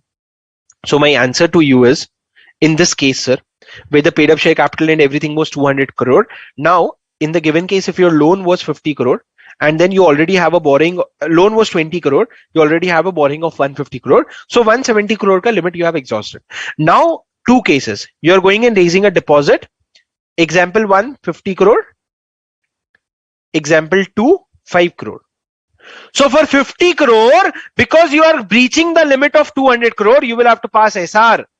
But when you're raising 5 crore, you are just taking the limit to 175, which is very much less. So you will have to pass OR. अरे please बता दो ये समझा क्या? Please बता दो, बहुत धीरे समझाया मैंने. तुमको नींद आ गई कि तुमको समझा? Please बता दो मेरे को. मैं समझा ही रहा हूं सुशील और आप कह रहे हो फिर से बताओ. अरे समझा ही तो रहा था अभी तक. समझा क्या? You will have to pass, you will have to understand business, boss, you will have to understand practically. Basically what we are trying to do is we are trying to say don't take lot of leverage. Lot of leverage means what? Don't take lot of debt. Don't become like Adani. Don't take lot of debts. If you want to take lot of debts, go and pass special resolution. But if you're taking debt within limit, we are okay to give you ordinary resolution. This is an important point. Did you understand? Yes sir, we understood. Okay guys, lot of yes sir. Thank you. Good. Sir, अब सुनो. तो सबसे पहले sir मैंने बोला first step में छेड़छाड़ हो गई. We said we will have to pass resolution. The resolution will be SR. But if the deposit is within the limit, if after raising deposit you are still within the limit of section 180 subsection 1 clause C, then in that case OR is fine. Whatever it is, SR or OR, pass a resolution first of all. After that, boss, you will have to play the circular wala game. You will have to play the circular wala game because now though instead of members you are reaching to the vast public also. You are reaching to a large amount of public also. So you will have to play the circular wala game. Now tell me something. Will you send circular via registered post acknowledgement due or speed post or electronic mode? My question is, will you send circulars? The answer is no, boss. The answer is no. I'll tell you why. You are raising money from public other than your members. Now, क्या पूरी दुनिया को circular भेज दोगे क्या? 120 करोड़ लोगों को circular भेज दोगे क्या? No, it is not practically possible. Circular was supposed to be sent when you are raising money from your members because you have limited number of members. So you also have their email ID. You can just send it to them via e-mode. But when you are raising money from public, you will not send it this way. What you will do is you will publish it in newspaper and you will publish it in your newspaper and you will publish it in your website. बस you will not send it to everyone. Did you get the logic? क्यों भेजते बैठोगे भाई? So you will send it, you will publish it in your newspaper and you will also publish it in your website. But now some important points, sir. When you're raising money from public now, you will have to go to a credit rating agency. You will have to go to a credit rating agency. Sir, what is a credit rating agency? कल मैंने आपको समझाया था. Like IMDb rating is for movies, credit rating agency is for every particular deposit, bonds, debentures that you come up with. If, for example, Godrej has came up with deposit request in August 2020, and then again it came up with a different request in June 2021. यहाँ पे it was raising 100 crore, for example, and यहाँ पे it was raising 200 crore. So, sir, these are two different deposits. For this one deposit, it will have to first go to credit rating agency and get it rated, and then again for this, it will have to go to a credit rating agency. So, guys, whenever you are raising a deposit, you will have to go to a credit rating agency, and you will have to get your rating done. Now, your rating will be done, and rating will have to be better than the minimum investment grade rating. Sir, I'm telling you, if there are 7 levels of rating, any rating below this is ghatia. Any rating below this is ghatia, is not a good rating. So what you have to do is, you will have to ensure that your rating is at least better than the minimum investment grade rating. Only if it is better, then you go out. If not, then don't go out, please, because it will be a waste of everyone's time. So get a credit rating, see your credit rating. It has to be better than minimum investment grade rating. Now you went to the credit rating agency and you took a rating done. Now I'll tell you something. Listen to me very carefully. If you're raising deposit for 3 years, question: can you raise deposit for 3 years? No, sir, we cannot, because the maximum tenure was 24 months. Say bol raha hu na main. I'm saying no, you cannot raise deposit for 3 years because the maximum tenure was 24 months. Arey nahi baba, I'm just checking whether you're active. The maximum deposit can be raised for 3 years because the maximum tenure is 36 months, not 24 months, 36 months. So if you raise deposit for 3 years, so this is the 3 year, 1 year, 2 year, and 3 year. Okay, and here somewhere you got the credit rating done. So law says that idhar to tumne karwaya, but every year also you will have to get a credit rating done till the end of the tenure of the deposit, because the investor should always be aware about the condition of the company. Investor ko pata hona chahiye how the company is performing and how safe my deposit is, so that if I want, I can pull it back, I can take my money back earlier. So that is why you will have to do credit rating every year. For every deposit, you will have to do credit rating every year. Okay. So this was a point, sir. You will have to first pass a resolution, then you will have to circulate the circular, and then you will have to take a credit rating for your deposits. After that, what else? What else, sir? Everything else that is for public will be same as what was for members. Everything else will be same. But there are certain points which were not written in section 73 but are covered in section 76. Certain points which are relevant for section 7. Sorry, this is 76 and this is 73. So sir, there are certain points which should have been written in section 73 but यहाँ लिखा नहीं था. कहाँ लिखा है sir? वो यहाँ लिखा है. What are the points? I'll tell you. For example, number 1. Sir, do you know what is secured deposit? Secured deposit, I'll tell you. Secured deposit. When Godrej raised money from its depositors, there can be so many depositors, like n number of depositors. Now, if you're raising a deposit of say 100 crore, against this money, you may or may not give some security. So the Godrej ne jo actual mein raise kiya tha, that was unsecured. Whatever Godrej has raised in actual, that was unsecured. But assume that if Godrej wanted to raise the secured deposit, what it will have to do is, Godrej ka na, there is a property. Godrej ka, there is a property. Say there is a building. There is a building. This building, Godrej will give in favor of depositors. Of depositor. What does it mean, sir? It means that if tomorrow Godrej is not able to repay this 100 crore, this building can be sold, and whatever money comes from selling this building will be distributed to the depositor. This is security. Basically वही है. अरे वही है ये. घर में शादियां होती है ना, तो मम्मी के लेकर के सोने गिरवी रखवा देते हैं. उसको कहते हैं क्या? उसको कहते हैं security, creating a security. Or you are just saying that please please give me some money. If you give me some money, I'm keeping my security assets with you, and if I don't repay the money, you can sell the assets. ये वही चीज है. ठीक है. Now, when you're raising deposit also, you may or may not have to give some security. So Godrej in fact raised unsecured loan. So this is not relevant for it. But had Godrej wanted to raise secured deposit, sir, why should you raise secured deposit? Because secured deposit may you can raise more money. So if Godrej is coming to me and saying that, boss, I want deposit from you and this is unsecured, bolunga chal hat. But if Godrej is coming and saying I want deposit from you and this will be a secured one, I will be more safe and I'll feel more safe and I'll give them the money. Right? So secured deposit at times you may need to raise. Now when you're raising secured deposit now, you will have to create a charge in favor of your depositor. The charge has to be created within 30 days. Within 30 days, jab aapne deposit liya, within 30 days of accepting the deposit, you will have to create a charge in favor of the deposit holder. But sir, tell me something. I'm taking to you to a very important concept. Tell me something. Can I create charge on tangible assets, or can I create charge on intangible assets, or can I create charge on both? Sir, what is tangible asset? What is intangible asset? See, I have this mouse. This mouse is a tangible asset. Tangible asset as in I can touch. There is a asset which actually exists. But when you talk about goodwill, which is brand value, that is an intangible asset. You cannot touch goodwill. So can I give tangible asset as a security, or can I give intangible asset as a security, or can I give both as a security? So law says that, boss, intangible asset is not allowed as a security. Goodwill हो गया, जितने भी आपके brand value हो गए, ये सारे intangible assets cannot be given as a security. You will only have to give something which is tangible. So if Godrej is coming to me and saying, अरे boss हमारा बहुत goodwill है, that goodwill I am giving you as a security. अरे भाई रख ले अपने पास. I have an intellectual property. That intellectual property I'm giving as a security. Bhai rakh le. Because why? Because tomorrow, if Godrej is not paying my money, I can't go and sell Godrej ka goodwill, yaar. I can't go and sell Godrej ka goodwill. I can't go and sell Godrej ka intellectual property. So only tangible assets are something which will have to be given as security.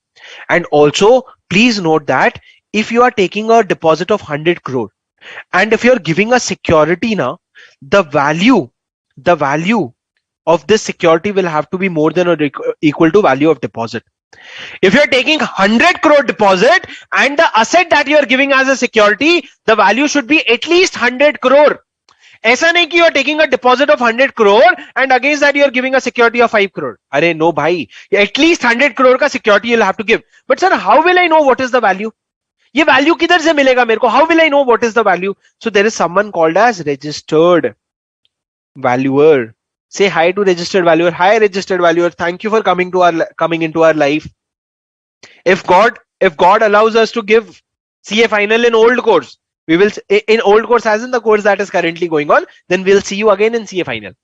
But what is a registered valuer? Boss, जैसे accounting का काम chartered accountant का होता है ना, वैसे valuation का काम registered valuer का होता है.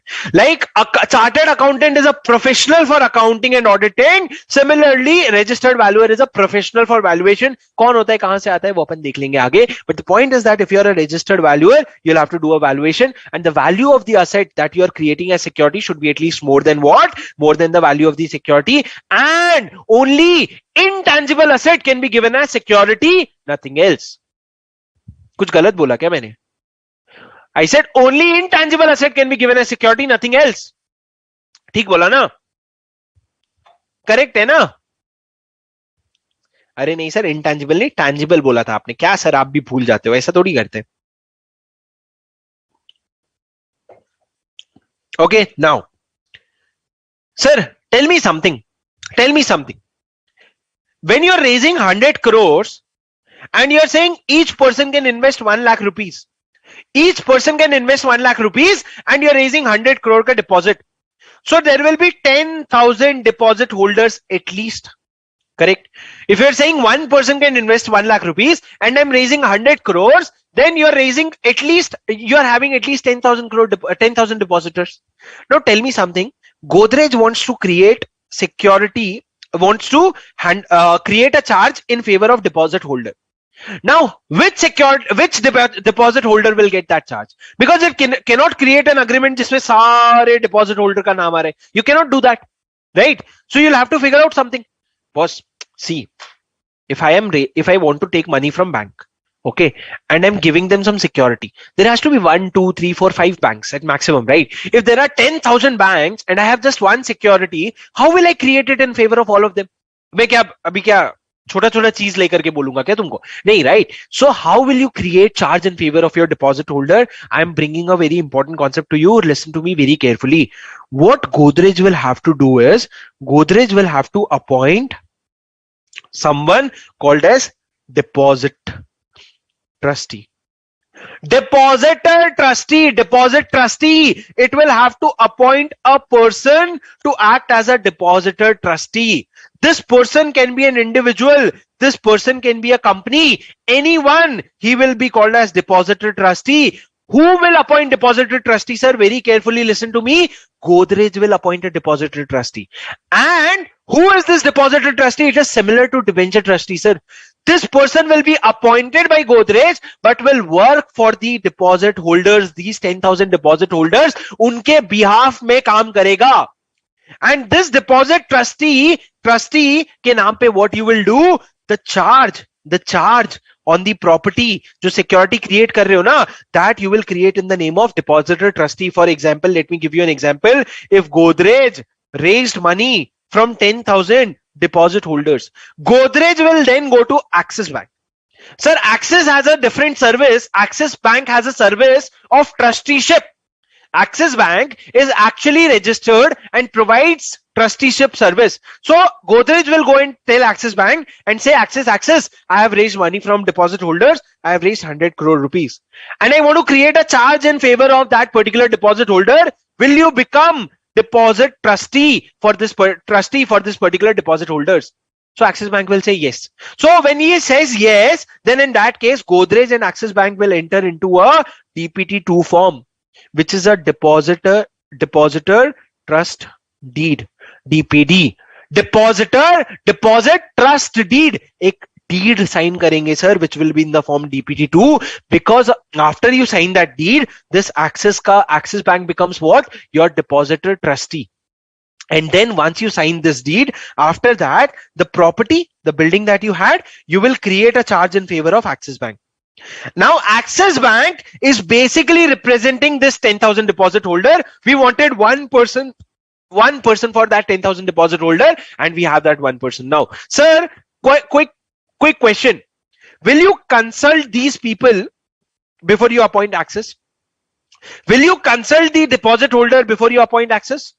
The answer is no. You don't need to consult them. Just find a good deposit trustee and you enter into a DPT2 with them and then create a charge in the favor of that particular deposit trustee. Like there was a trustee for debenture holders, similarly there is a trustee for deposit holders. Did you understand, my friend? Did you understand, my friend? Yes, sir, you understood. And sir, when will you enter into a DPT2? Sir, when will you enter into this DPT2? I'll tell you something. Sir, question. Will you appoint a trustee after you issue the circular or before you issue the circular? मतलब पहले circular issue करके पैसे accept कर ले, उसके बाद trustee appoint करोगे कि पहले से ही ट्रस्टी अपॉइंट करके बैठ जाओगे? हाँ सर, लॉ सेज पहले से ही ट्रस्टी अपॉइंट करके बैठ जाओ. When you are issuing a circular ना, when you are issuing a circular for raising deposit in form DPT1, you will have to mention that we have already appointed a trustee and this is the particular trustee. So for mentioning that this is a trustee, you will have to enter into a DPT2 before you issue the circular, and hence law says that at least 7 days before you issue the circular, you will have to enter into a DPT2. You will have to enter into a deposit trust, and only after a deposit trust deed, and only after that you will have to mention it in your DPT1 and issue it to the members. Sir, my question, what ये क्या कर रहे हैं हम जिंदगी में, कर क्या रहे हैं सर? कुछ नहीं कर रहे हैं सर, बहुत सिंपल है लाइफ. देखो और सुनो. Please listen to me very carefully. Sir, again reminding you, full chapter revision in 20-25 minutes. अभी आराम से बस सुनते जाओ. नींद आ रही है तो उठ जाओ, मेरी बात सुनो. Sir, the company will enter deposit trustee है, उसके साथ it will enter into a DPT2, which is what? Which is a trust deed. It is basically an instrument जहां पे company और debenture trustee ये दोनों agree कर रहे हैं. Yes boss, this is the terms and conditions. This has to be entered at least 7 days before you issue the form DPT1. ठीक है, that is all that I said. Now I said that debenture trustee is appointed by the company. Deposit trustee is appointed by the company. Deposit holders have nothing to do with it. Okay, now quick question: is it mandatory for a company which is issuing deposit, whether secured or unsecured, to appoint a deposit trustee? Is it mandatory for a company raising deposit, whether secured or unsecured, to appoint a deposit trustee? Is it mandatory to appoint a deposit trustee whether you are raising deposit, secured or unsecured deposit?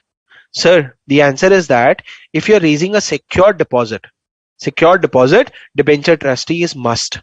But if you're raising unsecured deposit, then deposit trustee का provision is not applicable. क्यों? क्योंकि यार इसमें तो कोई charge ही नहीं create करना है ना, इसमें कोई एक बंदा चाहिए ही नहीं तुमको. You don't have to create charge in favor of one person, so you don't need that one person. But here, when you are secured, you will have to create the charge in favor of someone, and that is where deposit trustee comes into picture. And hence, if you see this Godrej ka DPT1, because this is an unsecured, where was it written? Either. Because it is an unsecured deposit, and hence there was no deposit trustee. If it had been a secured deposit, then you would have mandatorily mentioned the detail about the deposit trustee also. कि कौन है, कहाँ गए, क्या करेगा, everything. Did you understand? Sir, now apart from that, every other provision such as the tenure of your loan, minimum 6 months, maximum 36 months, less than 6 months is allowed if it is more than 3 months. What will be the maximum rate of interest in brokerage? What will be everything else? Joint names, you can take in joint name of 3, maximum 3%, and deposit repayment reserve account. Every other provision that we read in section 73 is also there in section 76. Did you understand? But there is one last provision that I want to cover in section 76, by which your section 76 will also be done. What is that, sir? Sir, there is one provision related to register of deposits. Register of deposits kya hai? Basically, whatever deposits you are taking, whatever interest you are paying, whatever repayment you are doing, for everything you will have a record. And that record is a register of deposit which the company will have to maintain and will have to keep in a separate register. The following particulars will be entered in the deposit register. आप सब चीजें डालोगे sir. Name, address and PAN of your depositor, who has given that money, particulars of the guardian, particulars of the nominee. Nominee as in what? Nominee as in if there is a depositor and he dies, तो उसका पैसा किसके पास जाएगा? So that is nomination. Every depositor can nominate one person. So you will also have the details of the nominee, deposit receipt number, date and amount of each deposit, duration and repayment date, rate of interest, due date of payment of interest. Every small details that concerns to the deposit, you will have it in your register. But listen to me very carefully. The entries in register will have to be made within 7 days of issuance of receipt plus authentication by director or CS. क्या मतलब sir? मैं आपको बताता हूं, सुनो. Sir, after following a plethora of process, after following a lot of process, you will finally be able to accept deposit, correct? You accepted deposit. So Godrej was able to accept deposit. Now, within 21 days of accepting deposit, first thing that you have to do is issue a deposit receipt. Deposit receipt की भैया हमको deposit मिल गया है, ये receipt issue करना. कौन किसको issue कर रहा है sir? Company will issue this to deposit holders. Company will issue this to deposit holders. Once you issue that deposit receipt, within 7 days of issue of that deposit receipt, you will enter this into the register. You will put all the details into this register. Sir, this is the register. Okay. And you mention the information here. Now, when you mention the information here, ये information तो कोई भी दे सकता है, कोई भी ऐरा गहरा नत्थु गहरा डाल देगा. So law says that this information will have to be authenticated. Authenticated. Who will authenticate, sir? Whenever it, listen to me very carefully. This is a complete concept.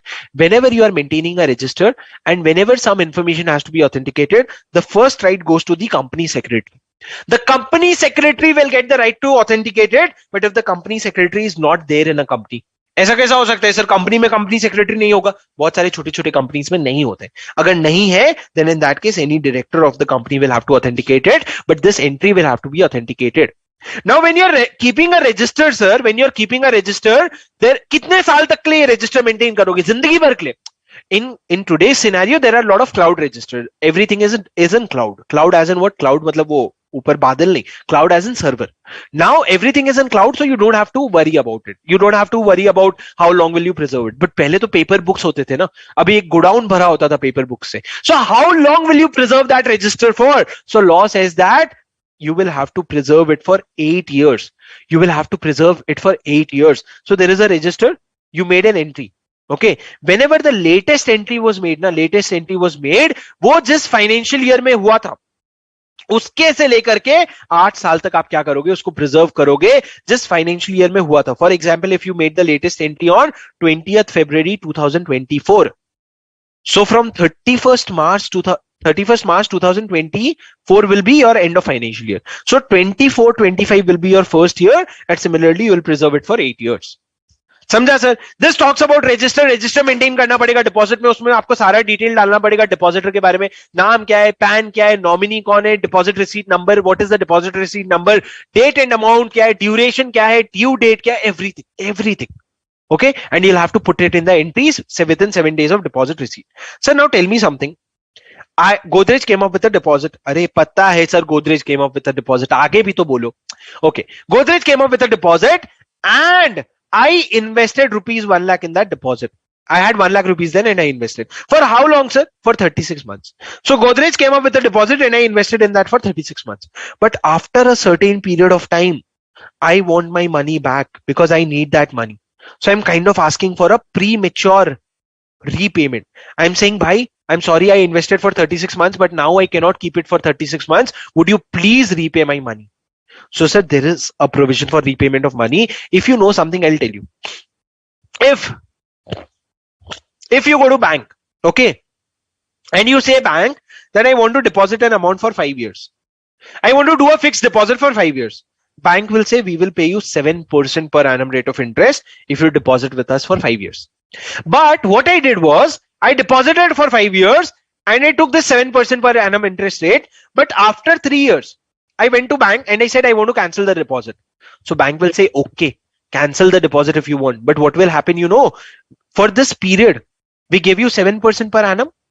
We will not give you 7% per annum anymore. We will deduct 1% from this and we will give you balance 6% per annum only. We will reduce the interest rate by 1% and we will recalculate this at 6% per annum. And based on that, we will deduct that much amount and repay your money. क्या मतलब sir? क्या मतलब? नहीं समझा.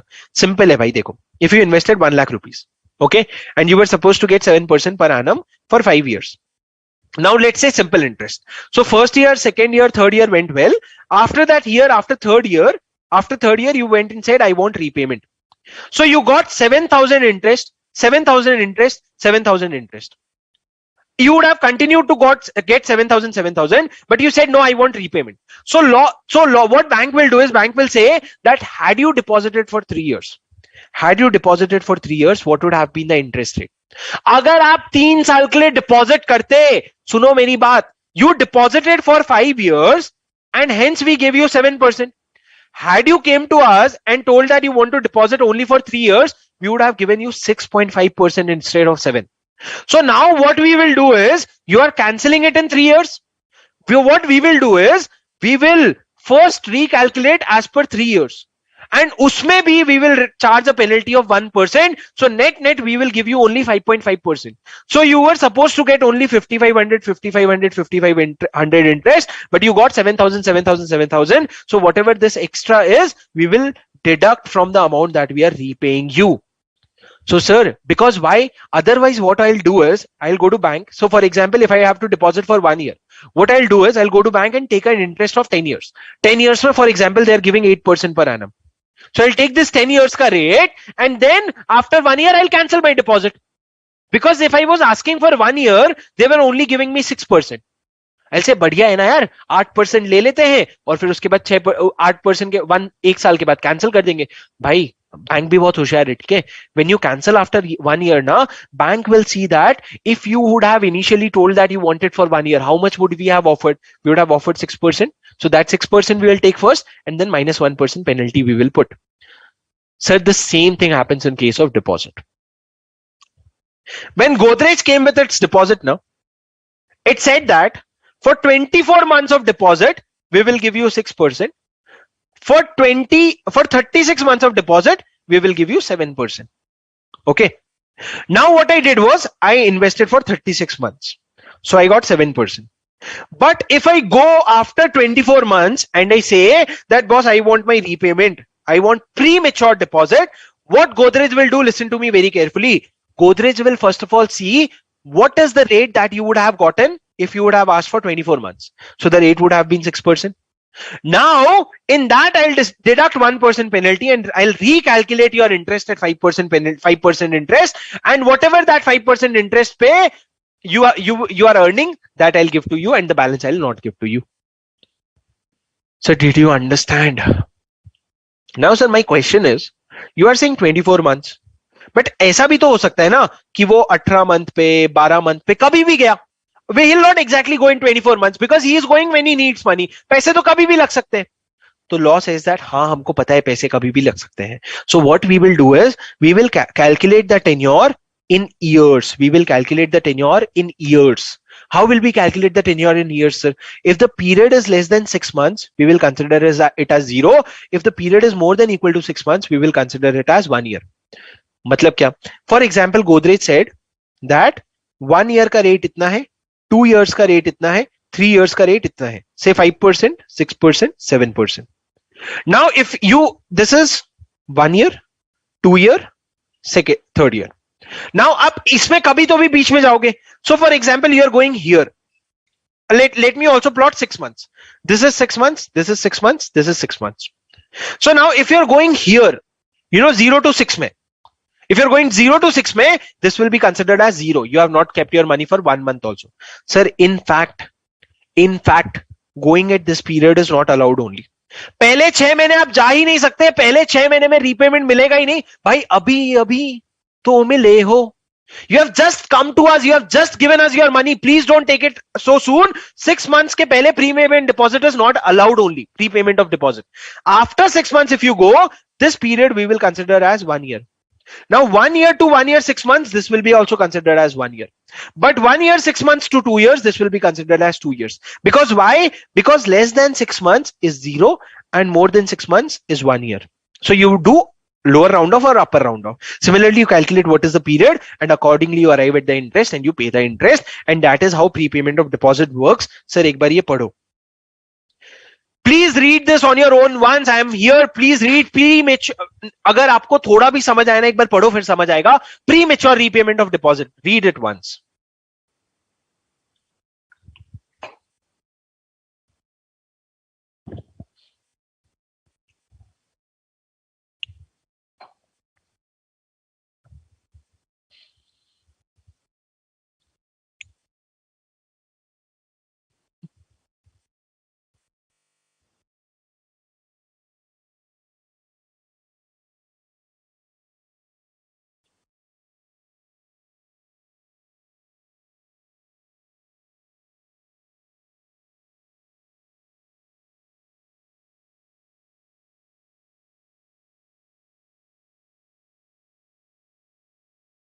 Sir, all you have to do is read this much.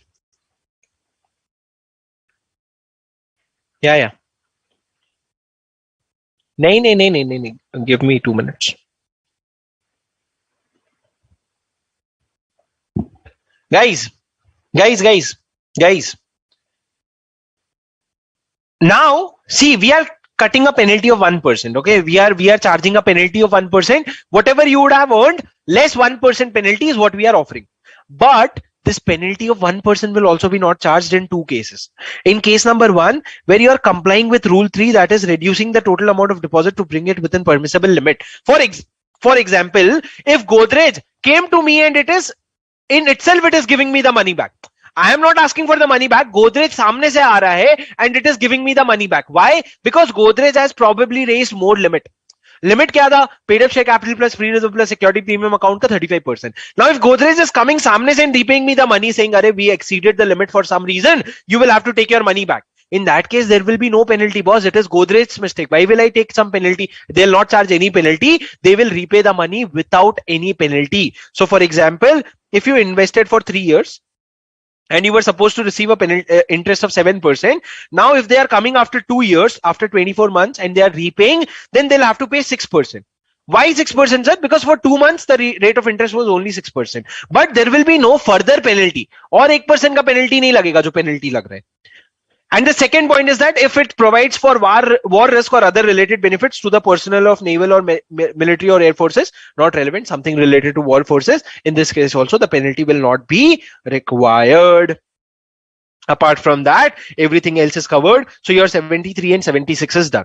In the next, we'll take a break of 10 minutes, and after that we will finish this chapter today very easily. We are almost done. All the good important points are done. The remaining 6 points of what does not constitute a deposit, that is the most important point. We will cover it after the break. The time is 8:36. I will see you at 8:50 sharp. Okay, see you guys. Take a good break. Bye bye.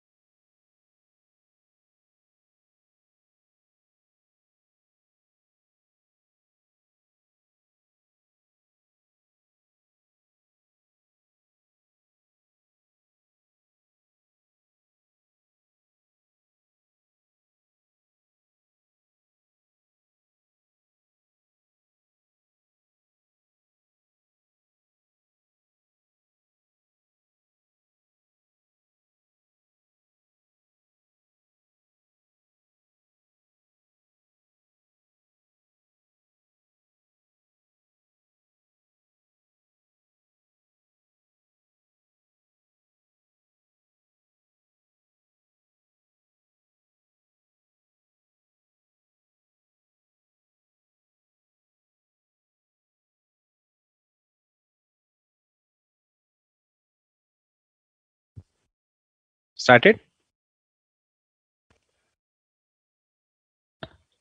Guys, are you back? Are you back?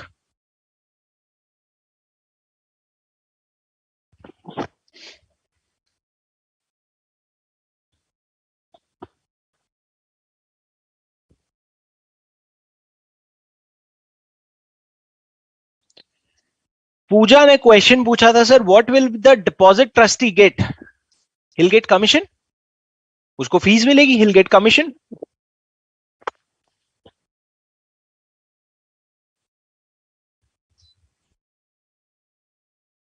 Guys, are you back? Back are you back? बोलो हाँ, बोलो फटाफट हाँ बोलो.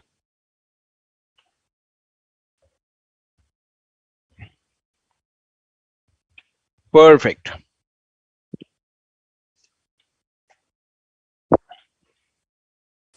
Guys चलो sir, we are almost done with the chapter. Almost done with the chapter. We just have two more sections to cover, section 76A and section 74. Bas, one second. Ram, can you please be on mute?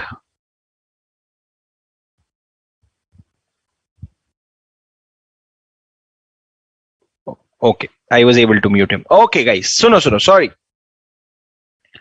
Guys, listen to me. I was saying that there are two sections that are left. This chapter was what all? Section 73, 74, 75, 76, 76A. 75 is not there in your syllabus. 73 and 76 we finished. 74 and 76A are left. Isme bhi 74 is kind of redundant because I'll tell you why, but let's first cover 76A. What is 76A all about, sir? 76A talks about punishment for contravention of section 73 and 76. Sir, punishment for contravention we already read in each section. We already read the monetary penalty. Monetary penalty as in how much amount will you pay? Up to 5,000 rupees plus up to 500 rupees per day in case of continuing default. But apart from that also there are certain penalty in case of contravention, which is what? Where a company accepts or invites or cause any person or to accept or accept any deposit in contravention of provision, or if the company fails to repay the deposit. So basically, if you are accepting any deposit or if you are repaying any deposit which is in contravention of the provision of section 73 or 76, then there will be a penalty.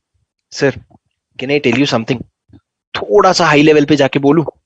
What is the difference between fine versus what is the difference between penalty? What is the difference between fine versus penalty? Because this punishment for contravention that you read was fine. This was fine. And this what you're reading is penalty. What is the difference between fine and penalty? You will have to please understand, my friend. No, it is deleted from Act. Ayush, it is deleted from Act. Just give me 1 second. I'm not able to read your, let me just log into your chats because I'm not able to read your chats properly.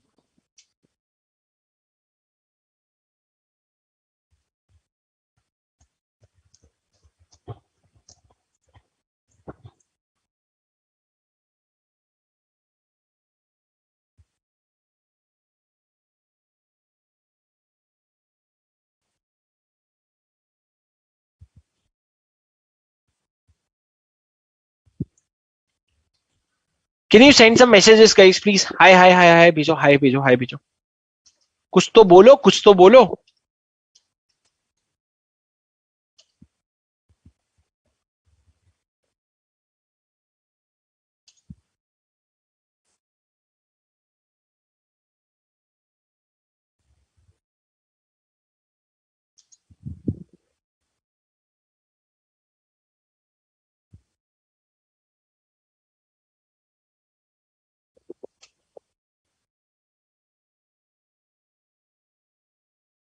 नहीं, 1 second.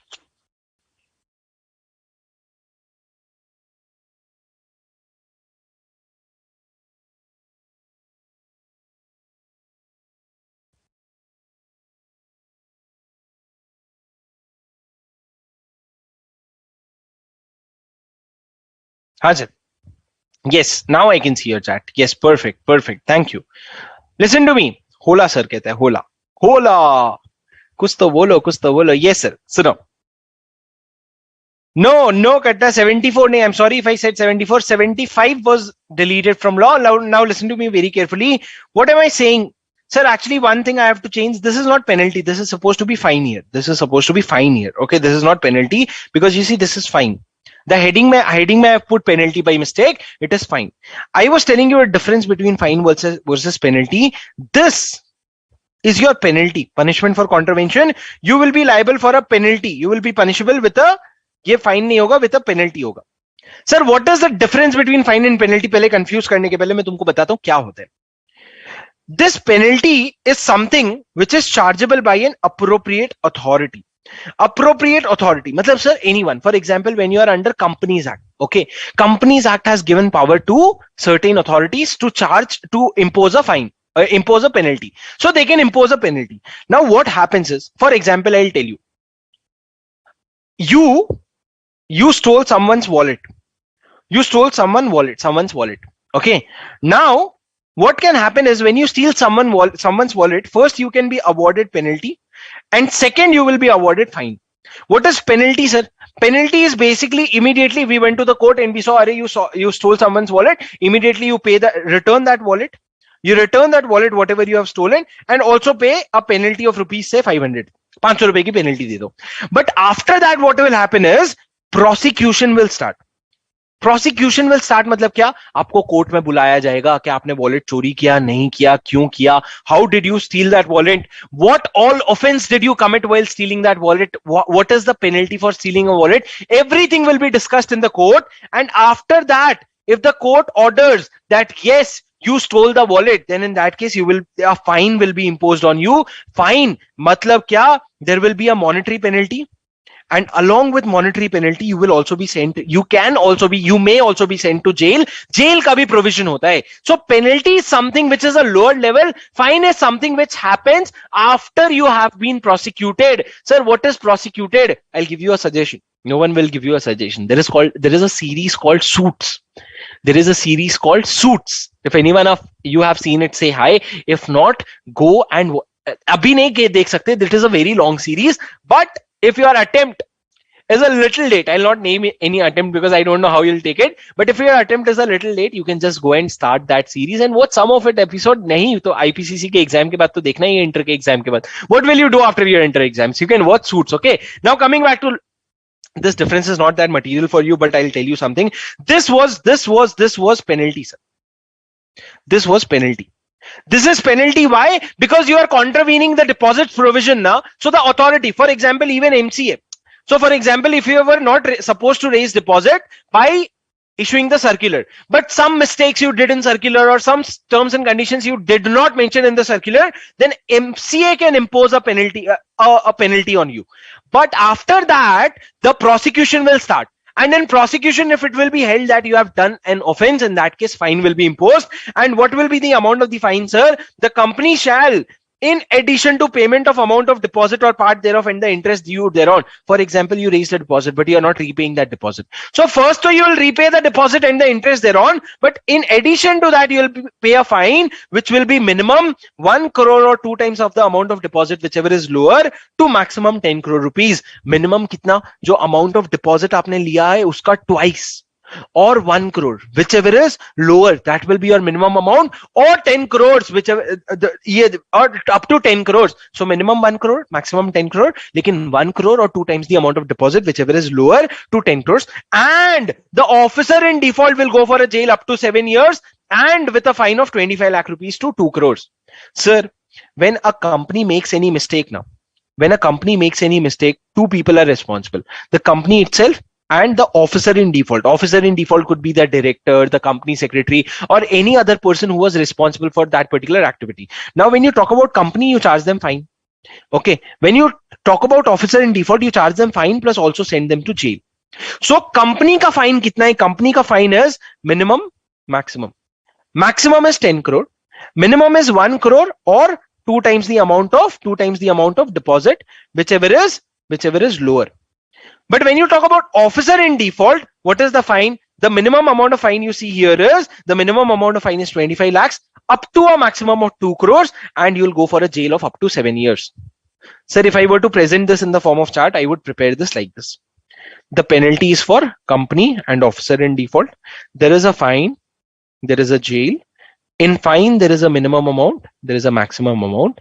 In case of company, there is no jail. Company को किधर से jail में डालोगे? But officer के default के case में up to 7 years. But in case of fine, minimum 1 crore or 2 times of deposit, whichever is lower, and maximum 10 crores. Either minimum 25 lakhs and maximum 2 crores. This is what the penalty. This is what the Section 74 is all about. If you accept any in contravention or if you fail to repay. Okay. Now, however, sir, when you accept or when you fail to repay, the mistake can either be intentional or unintentional. मतलब या तो आप जानबूझ के पैसे नहीं दे रहे हो या फिर आपके पास पैसे नहीं है इसलिए आप नहीं दे पा रहे हो. अगर आप जानबूझ के पैसे नहीं दे रहे हो ना, your intention is to deceive someone, किसी को धोखा देने का, किसी को लूटने का इरादा. If your intent is to defraud someone, then in that case you will be liable for penalty under section 447. Have you come across section 447 before this? In chapter 1 to 4, have you come across section 447? किसी को याद है क्या?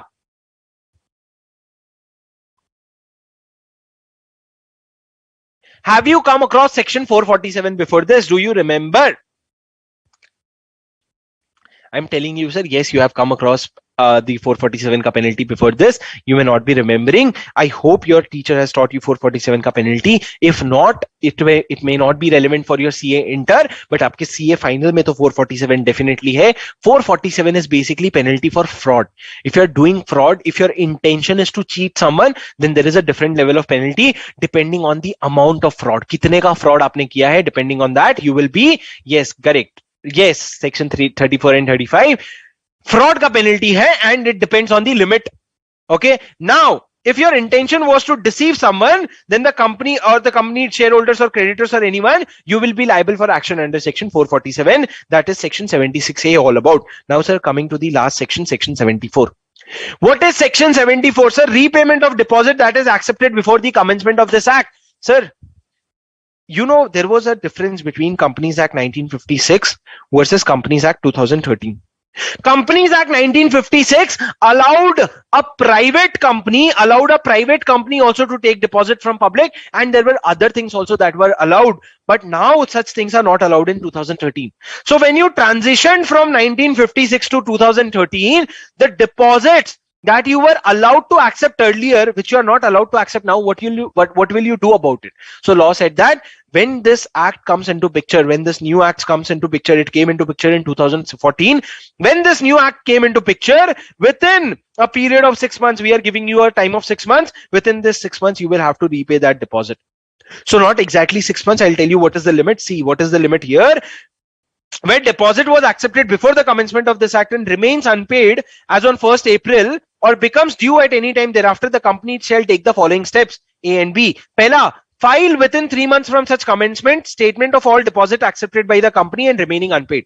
Matlab, when this act came into picture, when this act as in 2013 ka act jab aaya into picture, within 3 months of that particular period, you will have to file a return that these are all the deposits that we have and this is the due date for repaying the deposit, and then repay within 3 years. I'm sorry, I said 6 months. It is 3 years from such commencement or maturity date, whichever is earlier. What is it saying? For example, on 1st April 2014, we are talking. You have a deposit. So law says that you will have to repay that deposit within 3 years. Why 3 years, sir? Because in the new act, the tenure of deposit is maximum 36 months. It is not 3 months, 6 months. It is maximum 36 months. So you will have to repay within 3 years. So from 1st April 2014, you'll have to repay within 3 months. But sir, that deposit was supposed to be repaid on 31st March 2015. मतलब 1 साल में वैसे भी repay करना था. तो भी 3 साल खींचे क्या? नहीं boss. So in that case, whichever is earlier. So you'll have to repay within 3 years or within the maturity date, whichever is earlier, you'll have to repay. So one statement you will file and one repayment you'll do. But note, if the company has been repaying such deposit and interest without any default on due dates on the remaining period, then point B above shall be deemed to have complied with. Extension of time limit for repayment. If you're not able to repay within 3 months, you can make an application to tribunal, and tribunal will give you an extension. Now, punishment for non-repayment. If you don't make the payment, there will be a punishment. So now I'll tell you something about these kind of provision. These kind of provisions are called as sunset provision. Sunset provision matlab this was a specific event. This was relevant back in 2014. It was just to manage a transition. This is also called as transition provision. When you convert from one act to the other act, Companies Act 1956 to Companies Act 2013, there are many transition provisions that you have to put, because I'll tell you about Tata.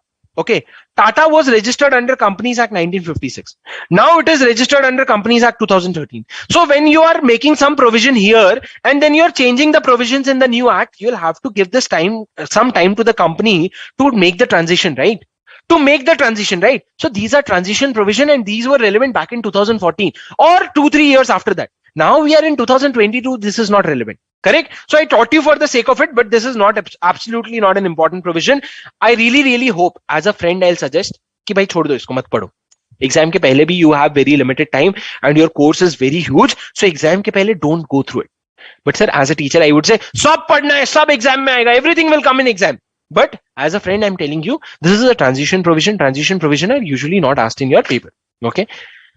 Now, sir, coming to the last leg of your chapter, which is again the most important leg. बस उसके बाद खत्म. Promise, पक्का promise खत्म. Sir, we were talking about deposits. And we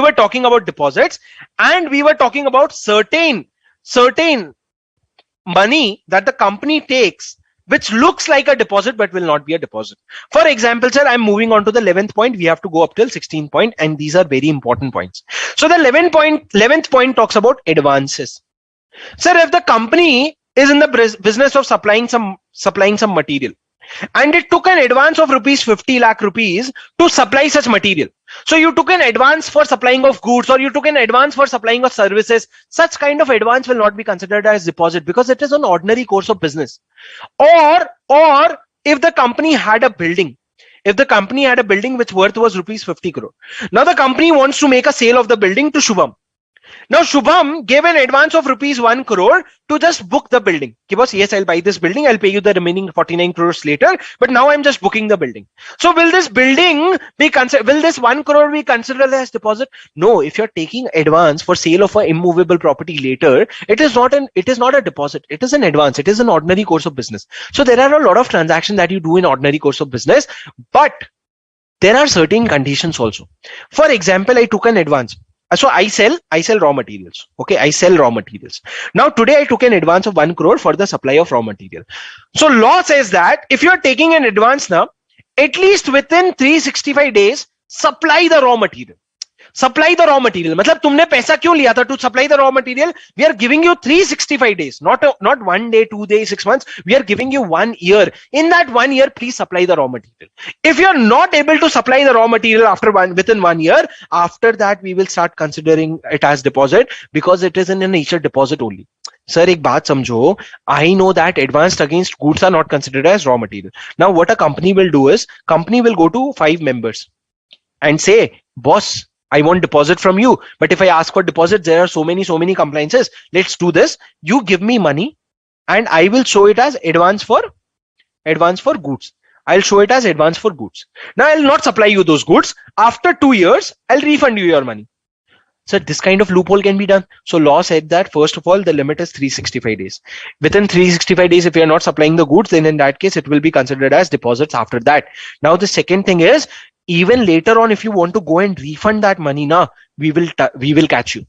If today you are taking money in the name of advance, and after 2 years you are going and repaying that money, you're saying I'll not be able to supply that goods, I'm repaying that money. In that case also we will trouble you somehow, that I'll show you. But broadly you will have to understand that when you're taking advance, which is an ordinary course of business, it will not be considered as deposit. Sir, please read and understand and by heart along with me. Exam mein question aisa उठ करके आता है that in ordinary course of a business, which amount will not be considered as deposit. So any amount received in ordinary course of business as what? As an advance for supply of goods or services, provided that such goods or services are supplied within 365 days of acceptance of such deposit, except where advance is subject to matter of any legal proceeding.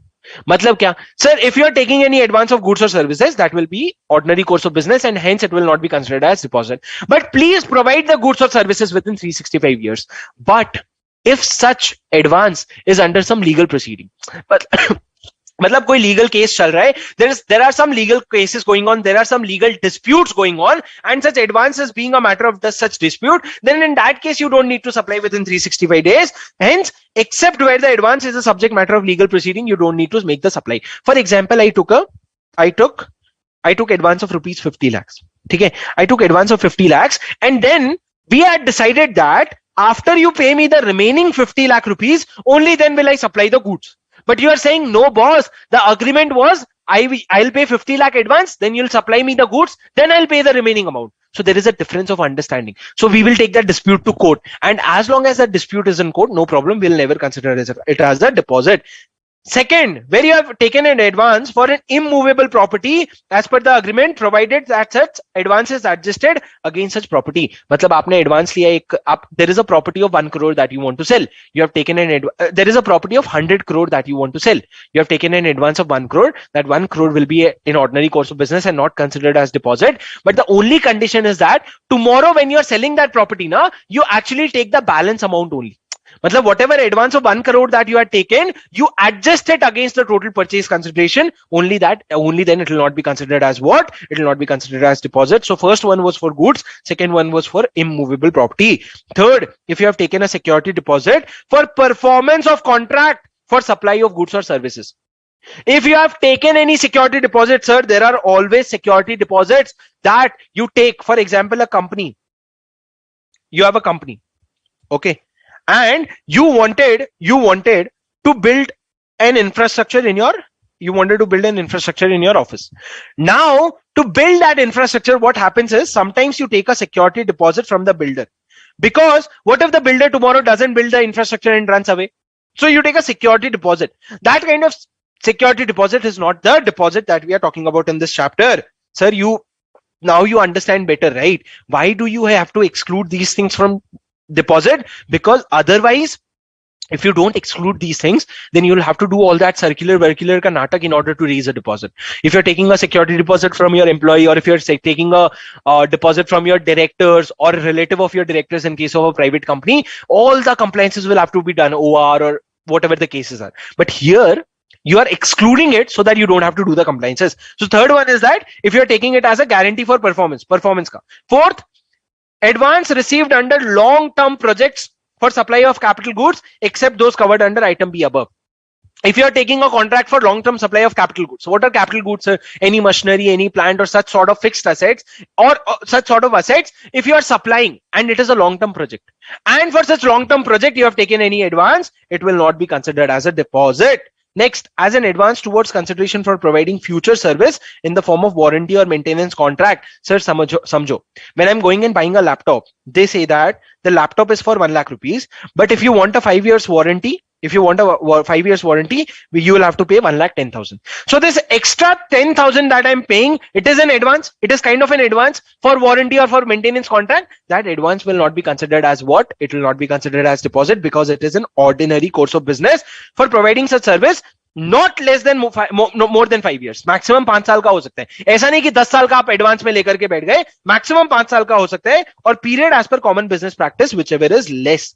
अगर laptop industry में सिर्फ 3 साल का आपको warranty मिलता है, so that 3 years will be considered, और 5 years, whichever is less है सर, whichever is more नहीं है. उसके बाद any advance received and allowed by sectoral regulator as per CGSG छोड़ दो. Advance for subscription towards publication, whether in print or electronic media.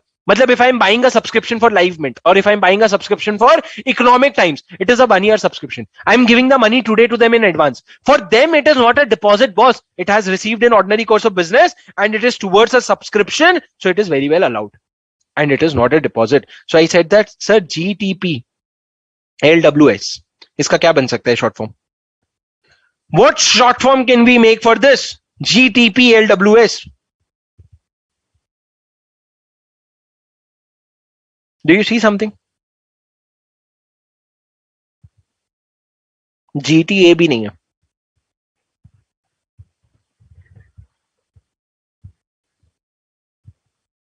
कुछ नहीं बन रहा भाई, nothing. These are all like random words. Chalo, I'll get back to you on this, but did you understand the provision? The point that they're trying to make is that, boss, GTPLWS, if you're taking advance for goods, if you're taking advance for immovable property, if you're taking advance for performance of a contract, for supply of a capital goods, or for warranty or maintenance contract, or towards any subscription, all these will be considered as advance in ordinary course of business, and hence it will not be considered as deposits. Provided that if amount received under ABD, what is ABD, sir? ABD. If you have received any advance for goods or services, or for any immovable property, or for any capital goods ka supply, and such advance becomes refundable with or without interest due to reasons that the company does not have necessary permission to deals in goods or properties or service for which advance is received, then on expiry of 15 days from the date on which such amount becomes due, it shall be deemed to be as deposit. Sir, the point is that if you said that a company will provide you capital goods, and for that you took advance, but now your license for providing capital goods has been cancelled. So now you cannot provide the capital goods anymore. So in that case, within 15 days of such thing, you will have to refund your advance. But if you don't refund such advance within 15 days, in this period, it will be considered as deposit. What did I say, sir? You had a license to supply capital goods. You took an advance here. Now you said I'll supply capital goods, but achanak se your license got cancelled. Now you're not eligible to supply capital goods anymore. So law gives you a time of 15 days. Within 15 days, please refund the amount. If you don't, it will be considered as deposit. Basic provisions are, did you understand? ठीक है, ये अच्छा बनाया इन्होंने. LPG SWT, जैसे SWOT analysis होता है ना, उसकी जगह SWT है. So LPG SWT. So these are the provisions, sir. If related to advance, if you take an advance, you will have to it will not be considered as deposit. But if such advance is not becomes repayable, you refund it within 15 days, or else it will be considered as what? It will be considered as deposit.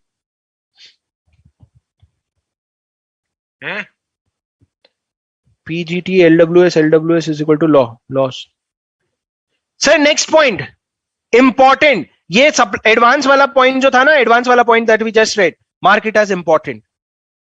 Next point, promoters, mark it as important. Sir, promoters कौन होता है? Promoters are basically the founders of the company, who found the company or who promote the company, who bring the company into existence and are responsible for running, are basically the, जैसे for example Reliance का promoter was Dhirubhai Ambani. Now the promoter for Reliance is Mukesh Ambani. So promoter is that one person, that one company who has brought this company into existence. So any amount that is brought in by the promoter, ये पढ़ के समझ के दिखा दो, फिर मैं आपको समझाता हूँ. ये पढ़ के समझ के दिखा दो, फिर मैं आपको समझाता हूं. एक बार रीड करो मेरे साथ. Promoter, any amount brought in by the promoters of the company by way of unsecured loan, subject to the following condition: the loan is brought in pursuance of stipulation imposed by lending institution or bank on promoter to contribute such finance. The loan is provided by promoters themselves or their relatives or both, and the exemption under the subclause shall be available only till the loans of financial institution are repaid and not otherwise. क्या sir? क्या? What does it mean? Guys, I, Shubham, started a company, The Ranker's Way. I run my company completely from YouTube. Okay? Now I wanted to grow my business. I have not invested any money in this company. Assume I have not invested in this company. Even if I have invested a very small amount. Now I wanted a loan of 10 crore rupees to start a educational institute. Okay. Now I wanted a money of 10 crores, so I want to SBI bank. And I said, SBI, give me 10 crore rupees and I want to run my business. Bole, tu kaun? Now, so SBI is saying, boss, SBI is saying one very simple thing. I'll not give you a loan. Why? Because boss, this is your company. You have not invested a single rupee in this company. Why will I give you any loan? I said, point to hai, boss. So SBI gave me an option. SBI said that you want 10 crore na. You want 10 crore na. Do this. You bring in 2 crore rupees. And I'll give you 8 crore rupees. Why did SBI say, sir? SBI said this because when I bring in my 2 crore rupees, I am doing something which is called as skin in the game. Sir, skin in the game matlab kya? My own interest is in that particular company, because otherwise what will happen? I'll think, अरे 10 crore SBI से लिया, SBI का money है, डूबता है तो डूबने दो. But now when I know that I have my 2 crores also invested, I'll be a little more careful. So this is called a skin in the game. So SBI, which is a financial institution, before lending any money to you, it is asking the promoter to bring in such money. And when such promoter is bringing in the money, that will not be considered as deposit, because promoter is bringing in such money because such condition was imposed by the financial institution. अगर SBI नहीं बोला होता तो मैं नहीं लाता. अब SBI बोल रहा है, so I'm bringing in that money, so this is called as, this will not be considered as deposit, because that kind of risk people have to bring in the company. So now if you're bringing, now read once. Any amount bought in by the promoters of the company by way of unsecured loan, it is an unsecured loan, the nature has to be unsecured loan, subject to following condition. Condition A, the loan is brought in pursuance of stipulation imposed by lending institution on promoter to contribute such finance. The lending institution have put a condition on the promoter that you will have to bring such amount. Second, the loan is provided by the promoter themselves or their relative or both, and the exemption shall be available only till the loans are repaid. Matlab this exception shall only be available till you repay this 8 crore. Till you repay this 8 crore. Once you repay this 8 crore, now that 2 crore will now be started considering as deposit. This exception will not be covered in that particular case if you repay that amount.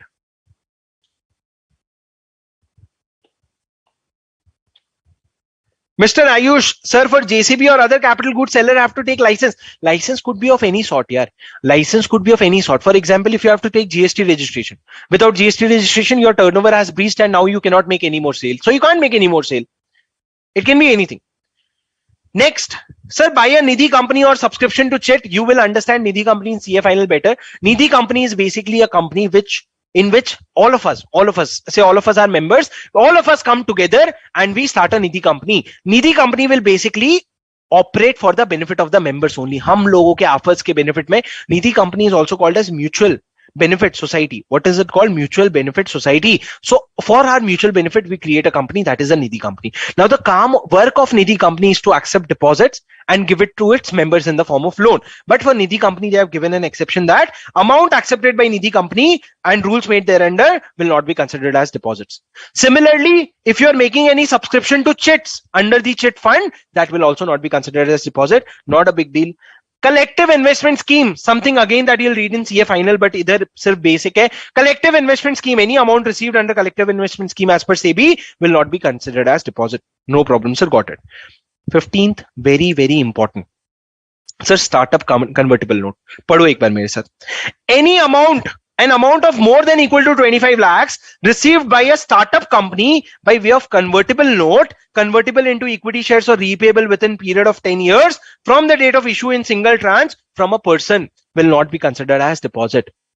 Sir, it is saying that if you are a startup company, and from any person you have taken any money and in return you have issued a convertible note, this convertible note will either be converted or repaid in a period of less than 10 years. This is less than 10 years now. It will be converted or repaid in 10 years. Then in that case, this money will not be considered as deposit. So now my question is, what is convertible note? Convertible note is basically an instrument, as the name itself suggests, which today is in the form of debt, but tomorrow will either get converted into equity on satisfying of certain conditions. But if that conditions are not met, it will get repaid. मतलब sir क्या? आज आपने debt raise, आज आपने convertible note issue किया, मतलब you have received some money. Now that convertible note, you will see after few years whether certain conditions are met. If yes, then there is an option to convert it into equity. But if such options are not met, then in that case you will repay that amount. मतलब क्या sir? For example, a convertible note of 10 crores was issued. Now your condition is that whether we reach a turnover of 100 crore. Only if we reach a turnover of 100 crore in next 10 years, I would want to convert this into equity. But if I don't reach that turnover, I don't want to convert this into equity. I want my debt full return. So that is how convertible note works. Sir, convertible note is a good instrument for an investor. For example, today, boat, जो boat एक company है अमन गुप्ता की, if boat approached me Boat is Aman Gupta ka company, right? Did you watch Shark Tank? So Boat is a company of Aman Gupta, and it approached me and said that, boss, Shubham, will you pay us some money? Will you give us some money? I said, see, boss, I don't know how Boat will work in the next 10 years. I'm very optimistic, but I'm not very sure. Let's do this thing today. I'll give you 10 crore as convertible note. Tomorrow, after 5 years, 7 years, if your profit reaches so much, I will want to convert this into equity. But if your profit doesn't reach it, what I'll do is I'll take my debt return so that I'm also safe, the company is also happy. So that is what convertible note is. So these convertible note is a very, very, very common language in startup world. In startup world, this is a very common language. So here a startup company which has accepted a convertible note which will either be converted or repaid in less than 10 years. 10 years se zyada nahi, less than 10 years, such amount will not be considered as what? But the amount has to be more than 25 lakhs, my friend. The amount cannot be 5 lakh, 10 lakh. The amount has to be more than 25 lakh. And a startup company is taking a convertible note from a person, then in that case, it will not be considered as deposit. ठीक है. उसके बाद sir ये नीचे definition है convertible note का और startup का, ये आप पढ़ लेना. Amount receive from alternate investment fund, any amount which is received by a company from alternate investment fund, domestic venture capital fund, infrastructure investment, real estate, mutual fund.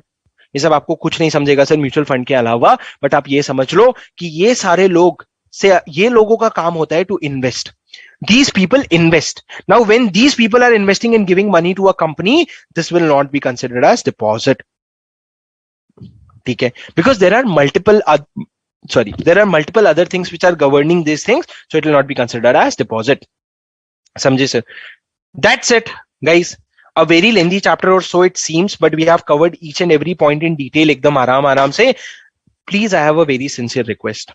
It took us 5 hours to go through this chapter. Spend just 50 minutes today. Just 50 minutes today, 1 hour today, and go through this notes and read it aram se. In less than 1 hour, you'll be able to read this chapter. And if you read it today, another way you will understand this is not comparable. Guys, I'm telling you, reading with classes gives you 30, attending classes and understanding very well in classes gives you 30% comfort.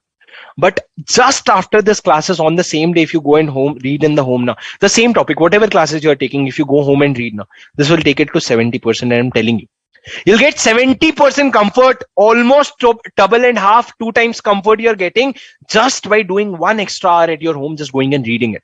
Even if you're watching this recorded later on YouTube, and if you're thinking, I would suggest stop after this chapter and just go and revise. And you'll learn so many things that you heard, but you could not, process it in your brain. That will happen when you go home and read.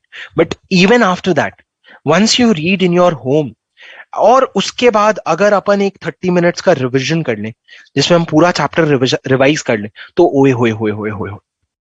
तो sir, we are definitely going to revise this chapter either today or tomorrow. This revision will happen in YouTube. I'll check with ICI if they will allow me to do it in CATube. We'll do it in CATube. If not, we will do it in my YouTube channel, which is Shubham Singhal. There we will revise it. We will try to revise it in shortest time and the creamiest revision possible along with my notes.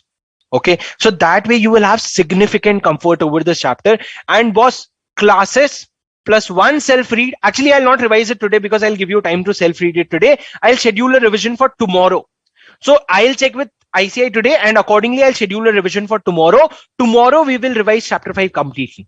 Okay, from my notes in maximum 30 minutes. So I hope to see you for that revision. But before that, guys, even if you don't read at your home, just attend the revision at least.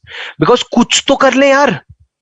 Because I want you to revise now. I don't want you to revise after 1 month. I don't want you to revise after 1 year.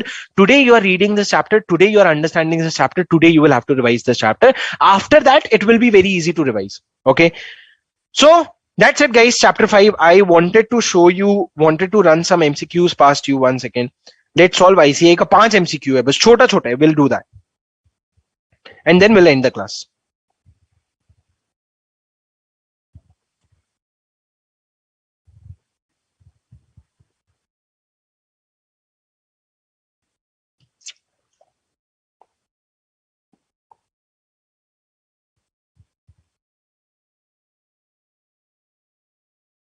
Just 5 MCQ, guys.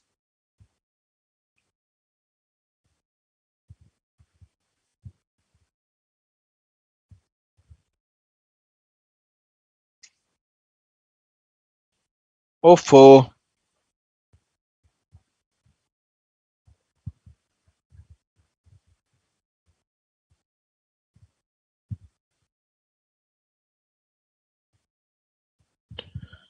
Okay, for some reason in this module there is no MCQ. I had printed the previous version of this module and there were MCQs, but no worries. We will do it. How are you going to intimate us about tomorrow's revision? There are only two places I use that you have to check, either CATube का channel or my YouTube channel. So एक बार मेरे YouTube channel में जाकर के आप वहां पे देख लो. अगर वहां पे होगा तो I'll schedule revision का वो, तो आपको वहां पे दिख जाएगा. Tomorrow evening we have a live. Sir, why don't we get teachers like you? हैं यार, बहुत teachers हैं अच्छे. I'll take your doubt, guys. I'll take your doubts. Sir, try to make a Telegram group if possible. अभी मेरा personal Telegram group तो है for Inter, but अभी ICI का I am not sure whether I don't think it is allowed to make. Sir, depositor not able to take back their deposits before 6 months. Can deposit return? है? Can company return before 6 months? Yeah, company can return before 6 months. Guys, MCQ नहीं हो पाएगा आपका test और knowledge section में. There are 8 questions. Please go through those 8 questions. Very straightforward questions. Very straightforward question and easily doable. No challenges at all. If at all you have to do one question and nothing else, not just do question number 5. It is such an amazing question. Let's actually read it once. Question number 5 एक बार पढ़ते हैं. देखो पढ़ के कितना अच्छा लगता है. Discuss the following situation in light of deposit provisions as contained and as amended from time to time. Point number 1. Samit, one of the directors of a private limited startup, requested his close friend Ritesh to lend to the company 30 lakh rupees in a single tranche by way of convertible note repayable within a period of 6 years from the date of issue. Advise whether it is a deposit or not. Sir, there is a private limited company which is a startup and a person is giving him convertible note which is repayable within 6 years. Is it a deposit? We just read that if the amount is more than 25 lakh rupees, in this case the amount is 30 lakh rupees and the repayment period has to be less than 10 years. Here the repayment period is 6 years. It is very well not a deposit because it is covered in the exception. So it is not a deposit. Second, Polestar received a loan. Polestar Trader Limited received a loan of 30 lakhs from Rachna, who is one of its directors. Whether it is a deposit or not. आपने अपने director से पैसा लिया है, whether it is a deposit or not. Sir, if you are a public company, money from directors is not deposit. If you are a private company, money from directors or their relatives is not deposit. Here it is a public company. How do we know it is a public company, sir? Because it is not a private company. Because private limited नहीं लिखा है, limited लिखा है. So in that case, it has taken a loan amount from its directors. It is not a deposit, but two conditions have to be met. The director will have to give a declaration कि मैंने borrow नहीं किया ये fund, and the company will have to give a disclosure in its board report that this is the amount that we have taken from directors. Third, City Bakers Limited, not a private company, failed to repay deposits and interest due thereon even after the extended time granted by tribunal. Is the company and officer in default liable? Sir, if you fail to repay your deposit, this is straight away penalty 76A ka, that the company, जो मैंने chart बनाया था ना, that the company will be liable for a fine of minimum 1 crore or 2 times the amount of deposit, whichever is lower, up to a maximum of 10 crores, and the officer in default will be liable for a jail of up to 7 years or fine of 25 lakhs to 2 crores. This is the same penalty that you have to write, straightforward penalty. By the way, this is an exam question also, which is covered in your ICI module. Fourth, Srinagar Ready-Made Garments wanted to accept deposits of 50 lakhs from its members for a tenure which is less than 6 months. Is it a possibility? क्या आप 6 महीने से कम के लिए deposit ले सकते हो? Yes, you can take a deposit for less than 6 months. Two conditions has to be satisfied. Such deposit is less than 10% of the paid up share capital plus free reserve plus security premium, and such deposit is repayable after a period not less than 3 months. 3 महीने से कम का नहीं हो सकता, minimum 3 months लगेगा. Last, is it in order for the Diamond Housing Finance Company to accept and renew deposits from public at the same time to time? Is it possible for Diamond Housing Finance Company? Sir, you are talking about a housing finance company. मतलब housing finance company usually comes in category of banks, NBFCs or housing finance company. So to bank, NBFC, housing finance company, the provision of this section chapter is not applicable. Section 73 is not applicable. The prohibition is not applicable. So yes, they can take deposit from public from time to time. आपको याद है ना, ये जो हमने provision में exception पढ़ा था, ये जो सेक्शन 73 का प्रोहिबिशन था, ये जो प्रोहिबिशन है, prohibition from accepting inviting renewal of deposit from public from time to time, इसमें एक एक्सेप्शन था, not applicable to banking company and NBFCs. उसमें हाउसिंग फाइनेंस कंपनी भी आ जाएगा, तो उनको एक्सेप्शन है और उनको ये प्रोविजन एप्लीकेबल नहीं होगा।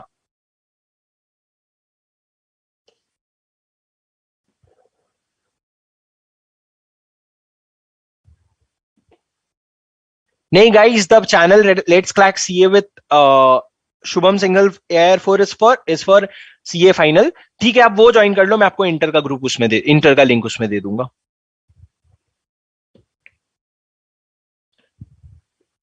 Sir, can we explain provisions in own language, Hitesh? Can we explain provision in own language, Hitesh? The only answer is that try not to. I'll tell you why. I'll tell you why.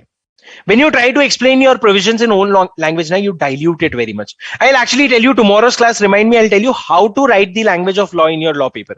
How to write the language of law in your law paper. This I'll explain to you tomorrow in the class. I think that's it, guys. Thanks a lot. If you have any doubts, you can stay back. If not, thanks a lot. You can go.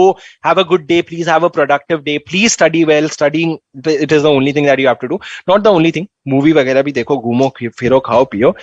अब तो अभी तो उम्र है पगले, तो पर उसके बाद पढ़ाई भी कर लो साथ में, 2 घंटा निकाल करके भी पढ़ाई कर लोगे, बहुत है। और क्वेश्चंस, आज के क्वेश्चन अपने आईसीए मॉड्यूल के खत्म कर लेना, ताकि आपको सारी चीजें समझ आ जाए और आपको याद आ जाए। शिवानी, इंटर की ग्रुप का लिंक आपको नहीं मिलेगा, आप टेलीग्राम पे मेरे इस पे learn let's crack CA with Shubham single वाला ग्रुप है, वो सर्च करके आ जाओ, या फिर आपको मेरे यूट्यूब चैनल के हर वीडियो के डिस्क्रिप्शन में वो लिंक मिल जाएगा, जहां भी है आप आ जाओ, तो आपको वहां पे सारे डिटेल्स मिल जाएंगे।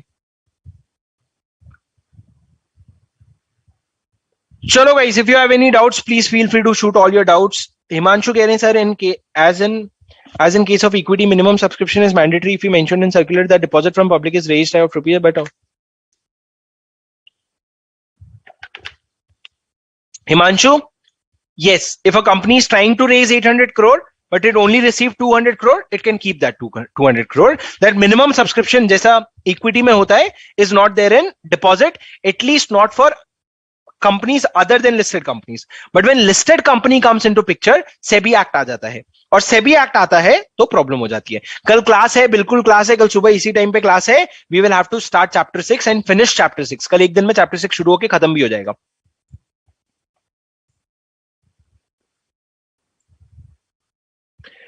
बनती आईसीआई मटेरियल में एकदम आराम से लिखा है, आप जाकर के पढ़ना उसको, सेक्शन 76 को एकदम आराम से दिखेगा आपको, सेक्शन 76 में जाके देखना।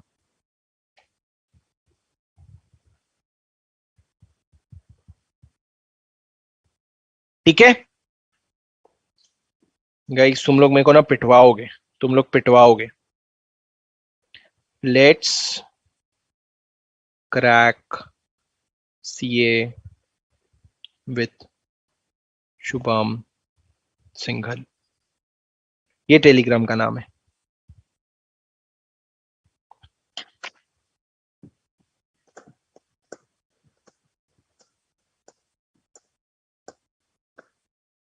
चलो guys, I don't think you have a lot of doubt. We will end the session.